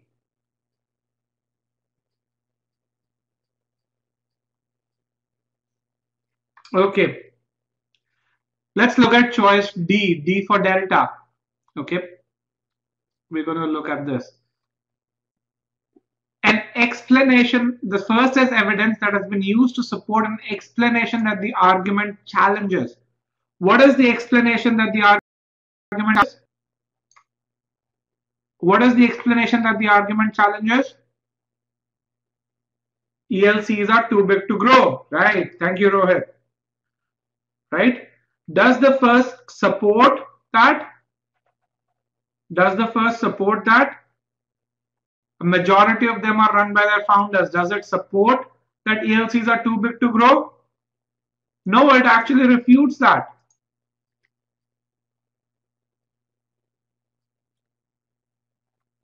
Right? This is why D is wrong. Okay. The first is evidence. Let's look at the correct choice, which is choice C. The first is evidence. Which evidence? That has been used to support an explanation that the argument favors. Again, what is an explanation that the argument favors? What do we call that? The conclusion. The first supports the conclusion. We saw that in our pre-thinking part, right? That the first supports the conclusion. Right? The second is that explanation. C is correct. So AB, you said E shouldn't be possible. E is refuting an explanation that the argument favors, which is the opposite of C.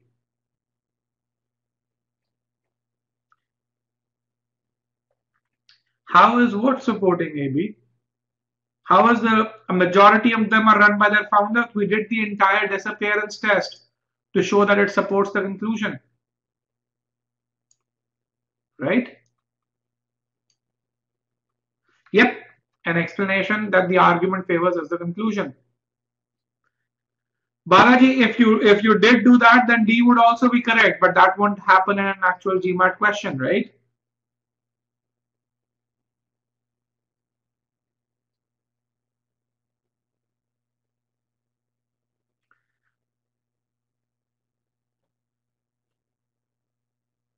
Yes.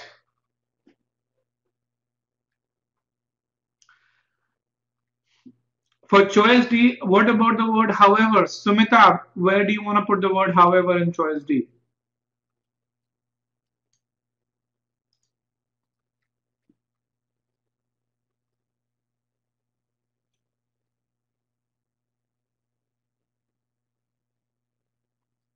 How is run by founders supporting the low growth of ELCs?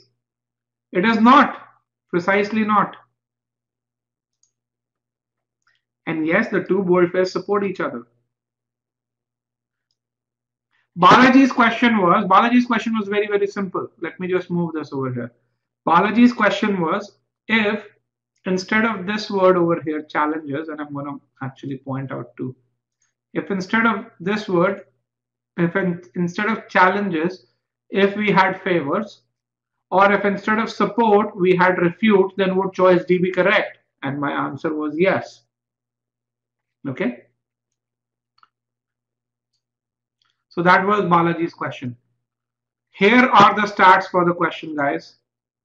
Here are the stats for the question. 47% of you got it correct. And C is the correct answer, yes. So that was the highest segment. But again, one thing that I would say is hopefully this tells you answering boldface questions isn't rocket science.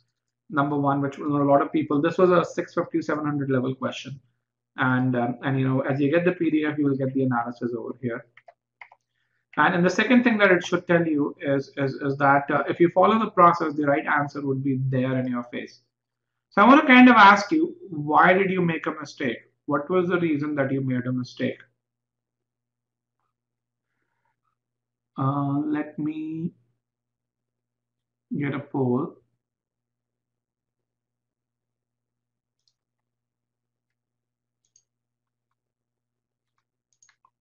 Where did you make a mistake? And I'm actually going to edit this just 1 second.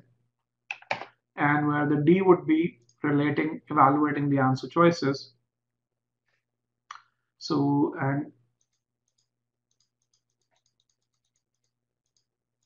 here, this is actually a much better slide. So where did you make a mistake? Tell me. 1, 2, 3, 4 corresponds to A, B, C, D. Where did you make a mistake? Whether were you able to not identify the statement as to whether it's a fact versus a claim versus an observation? Were you not able to relate it to the conclusion or the main point of the argument? Were you not able to relate the two boldface statements, or were you not able to evaluate the answer choices? For those of you who made a mistake, only those. Or for those of you who chose the right answer for the wrong reasons.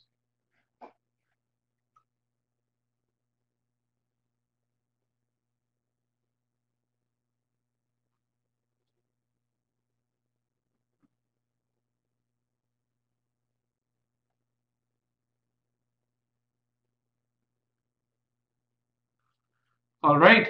It seems, so one of the things that it tells you is these are really the core skills required to ace boldface questions.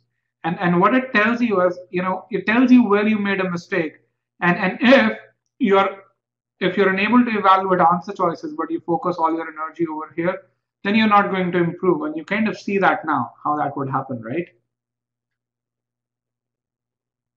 And for those of you, who want to improve on various core skills, again, I recommend you go through the boldface concept and application files in the free trial. You have close to 20 questions over there, and you have very good explanations for each of those questions.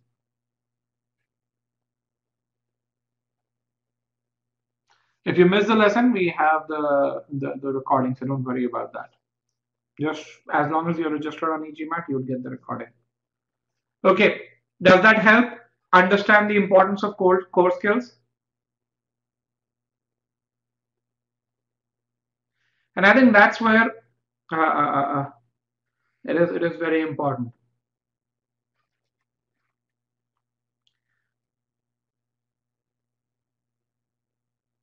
And again, so for verbal live prep students for the October batch, I don't think anyone from the October batch would be here. Is anyone from the October batch over here?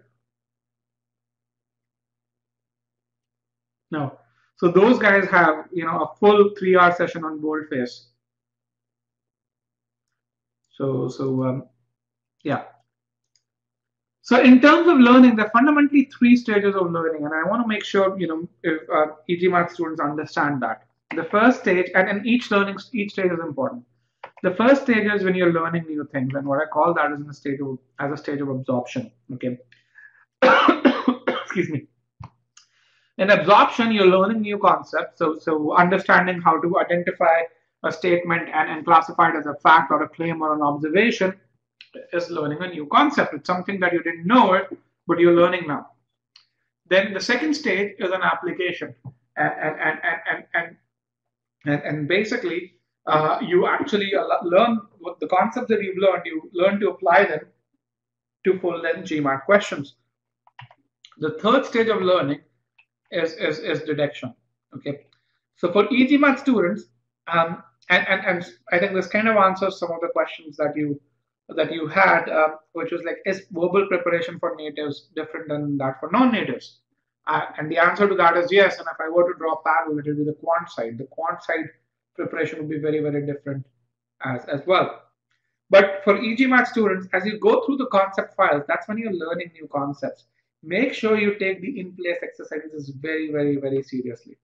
So, and one of the nice things about this is, as you, for every 15 minutes, 15-minute chunk of effort that you're putting in, you get a score right there to really tell, which tells you how is it that you perform. If you don't score more than 80%, then I would recommend that you review the relevant parts. When it comes to applications, look at the 45 to 50 application files that we have in the e-GMAT course, and make sure you do the chosen exercises at the end, and also do the recommended OG questions. Even if you've done the OG questions before, do them again by applying the process. The key thing over here is that you've got to apply the process and arrive at the right answer for the right reasons. Okay, and the last thing comes deduction, where you reach a higher level.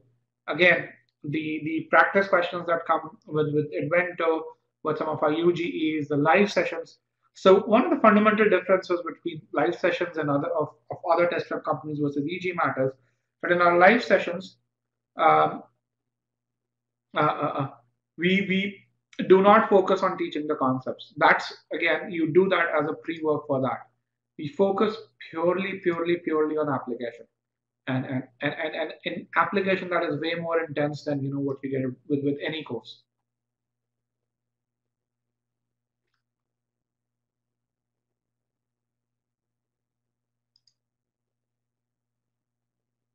Well, thank you, Deepak.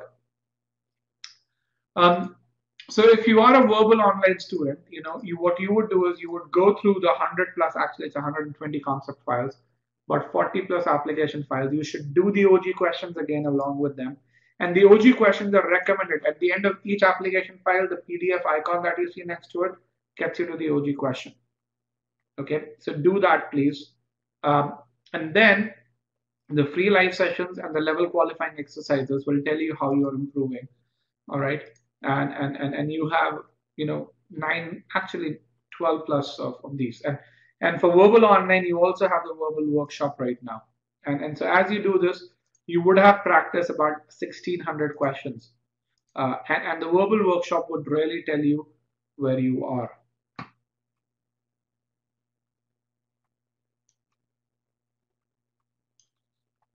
Okay, but as you do this, a lot of you actually talk to me or ask a question about timing.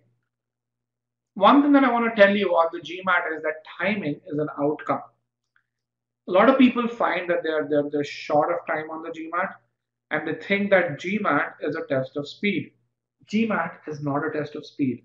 Okay, it's a test of efficient application. And where does efficient application come from? It comes from following the process, answering the right questions for the right reasons, answering the questions correctly for the right reasons. So if you follow the process, timing would fall in place. Timing is an outcome. It's not a skill that you practice. So what are some of the foundation concepts? Here is a list of the foundation concepts that are out there. Most of these are in the free trial, so you guys can really look at this. And you know, a lot of non-natives don't have these skills, and e-GMAT course is the only course that actually focuses on creating these foundation concepts. In fact, our session on the importance of meaning will actually help you build a very, very solid foundation for sentence correction.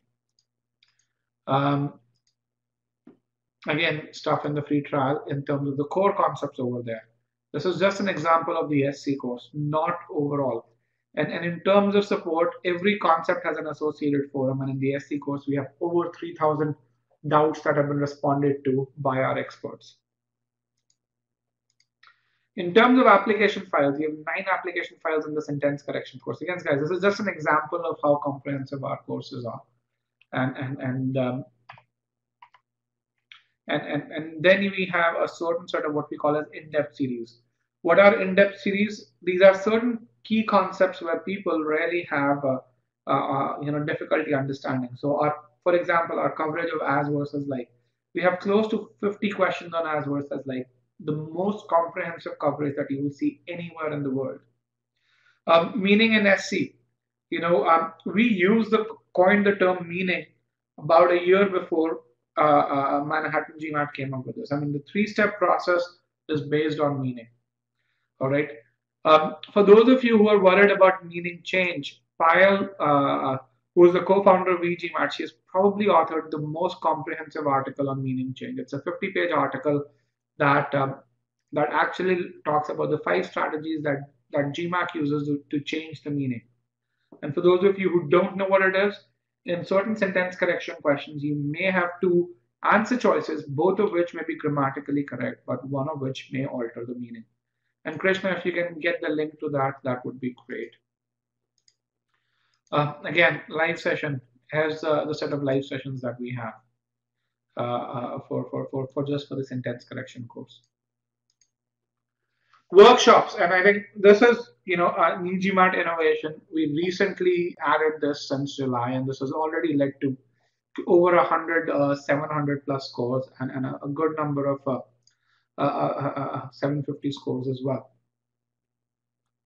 So we now have 4 workshops. In addition to these live sessions, we now have 4 workshops for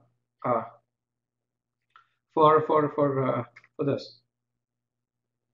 So what are workshops? Someone asked this question early on, and essentially what workshops are. Let me ask you this: how many times? What happens when you take a mock? You take a mock, and you get a certain score. Okay, you take a mock and you get a certain score. What happens after that? Can anyone tell me?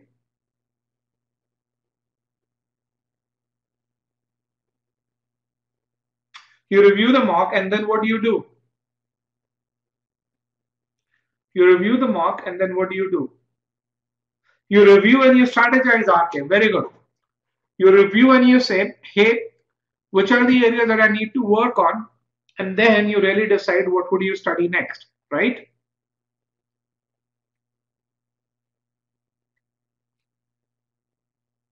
Is that correct? You decide what do you study next. So for you to be able to do that efficiently, there are a few things that must happen. And listen to this, which is why we created workshops. First of all, the mock should be good, right? The mock test should be good. Secondly, let me ask this. When you review and you say, okay, you've answered 5 questions incorrectly in sentence correction, what does this tell you? Does this tell you that you had no clue about this question, or in 3 out of those 5 questions you made a silly mistake? Are you able to get that from a mock test? That in 3 out of those 5 questions you made a silly mistake? Are you able to get that precisely? No, most people cannot. Trust me, having worked with close to 4,500 students, I can tell you most people cannot really say why they answered a question incorrectly. Okay, so what we did when we came up with workshops was we actually said we're going to have workshops which have questions that you haven't seen anywhere, because one of the other problems with mock tests is that sometimes you see questions on the forums and then the mock tests don't become as representative. That's one thing. The second thing that we do is we actually have questions that are super representative. So to create the 12 or 15 questions in the sentence correction workshop, we've actually spent close to 100 hours. And with each of these questions, you have audio-visual solutions that are fantastic. So when you review a question that you solved correctly, and when you review a question that you solved incorrectly, then you actually get insights on where you faltered. Was it because of lack of knowledge of a concept? Was it because of lack of application of a process? Or was it because that you knew the concept, you were applying the process, but you faltered because you did not read something, which means a careless mistake? For every question, you're able to analyze that. And why is that analysis important? Because it tells you what you need to improve on. Okay, just knowing I need to improve on modifiers isn't enough. You need to know what aspect of applying modifiers do you need to improve on. And that is why, when people get to know that, and with workshops, you take a quiz with 70 to 80 other people, and it's a 4-hour session where we do the analysis right then and there. That's when people hit and get that realization that this is where they need to improve on. And the whole idea with that is to tell people what to do next.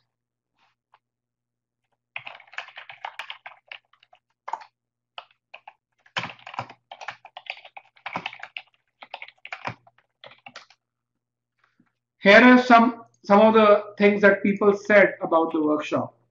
And this is GMAT Global workshop that we conducted. And we just started with the verbal workshop earlier, but it was so successful that we actually extended it to SCCR and RC.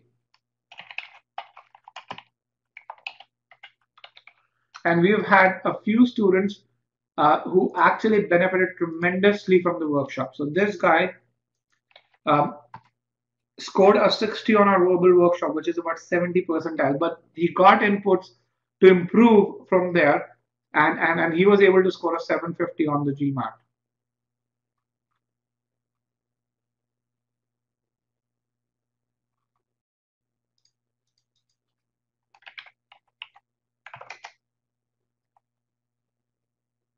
And we've had a lot of such students.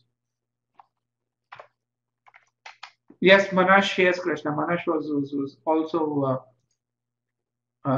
very, he benefited from the workshop as well.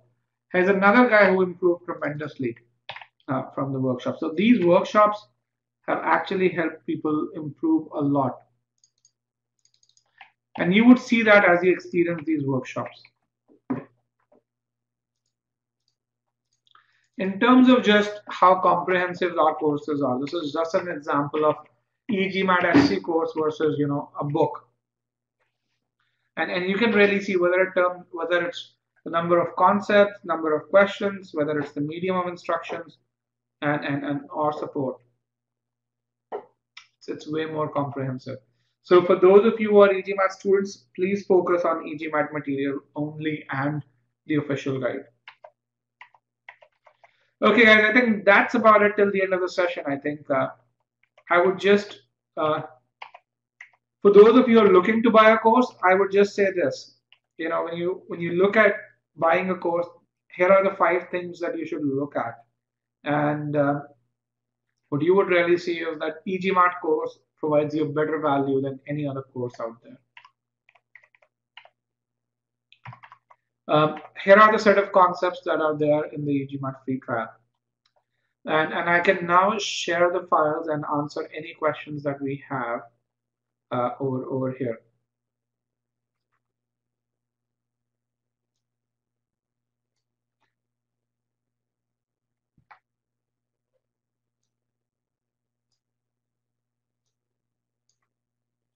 So let me answer what Krishna just said in a slightly different way, but hold on, let me get you the files. Here are the files for the session. here are the files for the session, and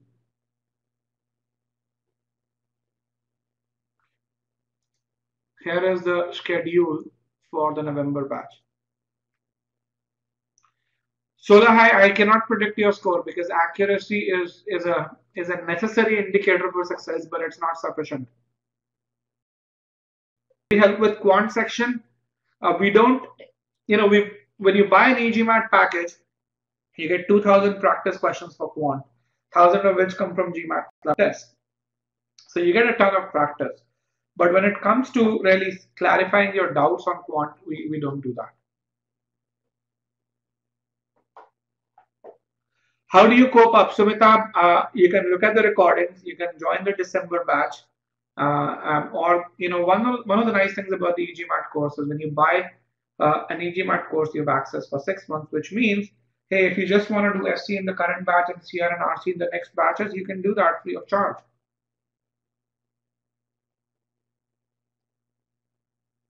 So Harsh, how do you cope up with GMAT studying and applications together? Abhishek, that's where the planning comes in. Is there a guarantee in VLP? Yes, there's a 4-point score improvement guarantee, which means, yeah. So here are the terms and conditions for the guarantee or the description.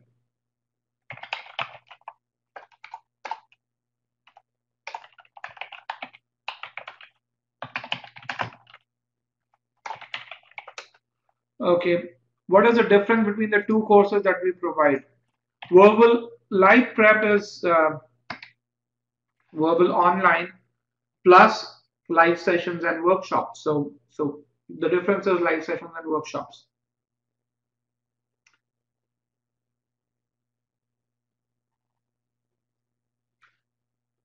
Okay. How does the practice question include GMAT prep on practice questions? No, they do not, Navjyoti. Okay. Which is the best course for taking the GMAT in the next 20 to 25 days? It will be our verbal online course. Where do I find 2,000 plus quant questions? They would be in the Invento offering, in the 800 score offering, as well as in GMAT clubs. Do multiple GMAT attempts hamper your chances of a good B school? Probably a couple, but I mean, we have had students who have attempted the GMAT 5 times, and they joined us during the 5th attempt, and they've been able to get into schools such as Jordan, etc. So, for example, let me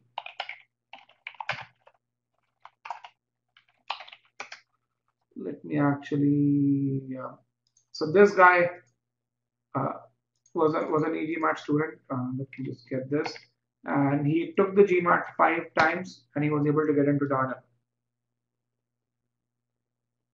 How much OG accuracy is sufficient? I can't tell you. You have to take a mock test.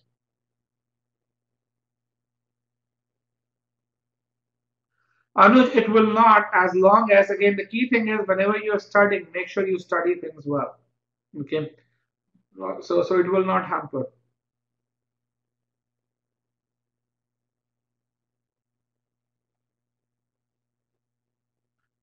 Sumita, again, as long as you're learning the concepts well, you may have to recover a bit, but it's not that it's gonna impact your learning. I mean, here is one guy who actually improved, who was in your shoes, and he had a break and he did really well. What matters most, Carlos, is your approach towards question. The quality of questions definitely is a consideration, but whether you solve the questions correctly for the right answer, for the right reasons or not.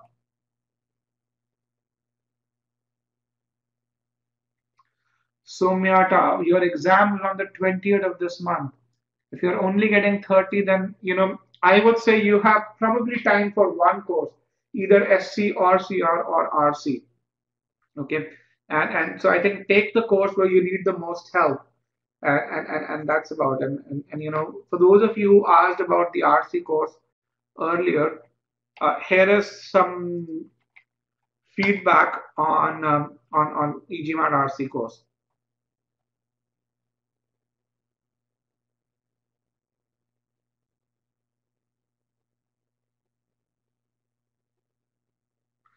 Um, uh, Yadu, your previous learnings will aid the right ones.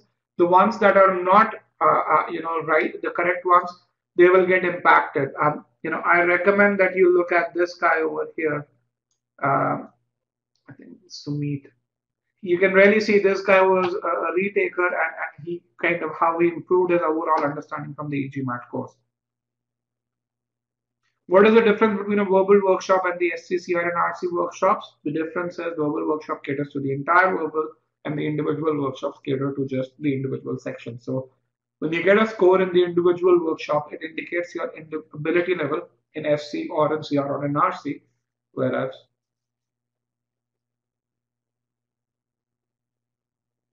RK it doesn't.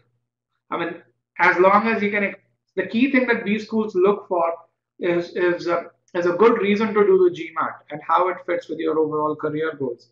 What they do not want is a 38-year-old taking the doing the MBA and really saying, I don't know what to do after it, and I can't get a job after doing my MBA. They don't want that guy. But if you have a good reason to do an MBA at this stage, then it's perfectly valid. I mean, we get a lot of 35, 36-year-olds who do an MBA and do really well. We get a lot of folks from Indian Army who do that.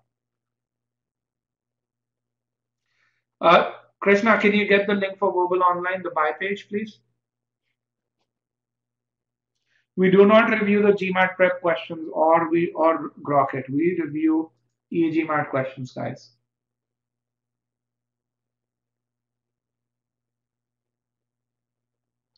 So we have our e-learning courses and we have our live sessions. Live sessions are sessions such as this one.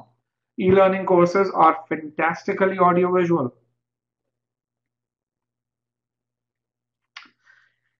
Sneha, GMAT, acing the GMAT is not about tricks. If that were the case, then you would learn tricks to do well on business as well. Business schools don't teach you tricks, and GMAT doesn't test you on tricks. Anyone who says that is trying to sell you snake oil. Yes, you can join the November batch, and yes. So you can go to a buy page, and Krishna has just sent you the link to the buy page over here, and you can join the November batch. In fact, from now till the next 2 weeks, we will take enrollments for the November batch only. The course is video and interaction based. If we join the November batch, how many days will be there? The November batch ends on the 15th or 23rd of December, but you can end it sooner till the 15th of December. So about 45 days.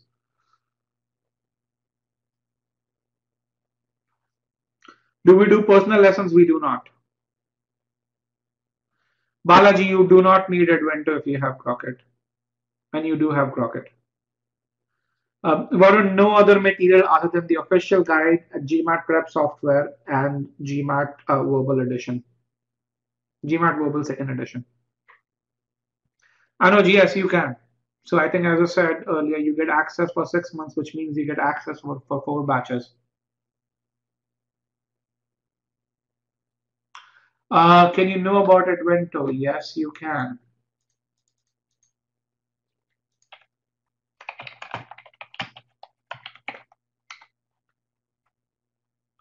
Here is what Advento offers. Any tips on RC? Vasu, the tip would be take the e-GMAT RC course. And I mean, you would really see the improvement coming in if you really need to improve on RC. The mocks are pretty decent from what I've heard. And if you can put in 15-20 hours, you can complete a good chunk of the RC course.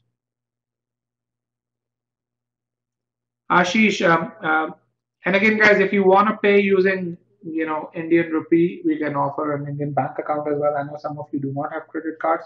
We prefer credit card payments because everything happens in an automated fashion. But if you do not have one, we can offer a net banking option as well.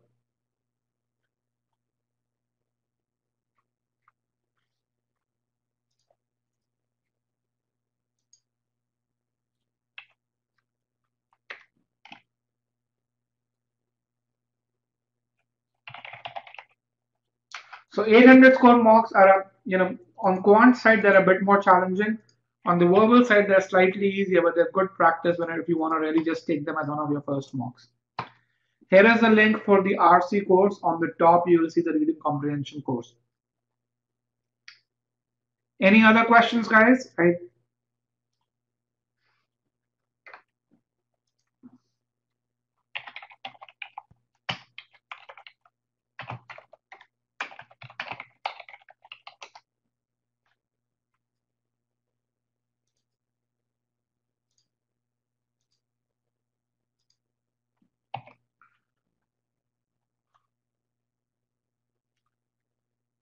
Sriram, as you join the live sessions, you would really see. So one of the things that I tell students is, when you join our course, within 20 days, you should see the improvement. If you're not seeing it, write to us and we'll help you with that. What are the good sources of reading material? For RC, I think the first thing is you should know the reading strategies that you need to follow. Outside of it, you can go for the American Journal of American History, Discover Magazine, Economist, Wall Street Journal, Harvard Business Review, New York Times, the opinion column over there. Fortune is not as great.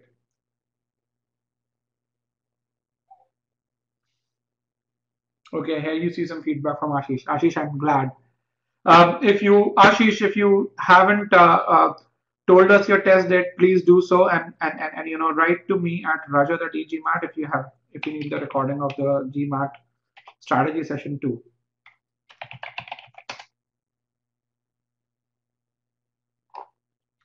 Rohit, no. New York Times does not have limited access. Discover Magazine does not have limited access. Journal of American History gives you the access to the latest, the previous edition, which I think is 300 pages. That's a lot of content to read.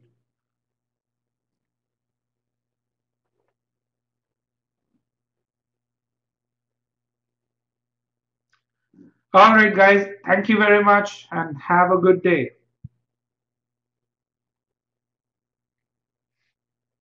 If you have any other questions, then do write to me at rajat@egmat.com.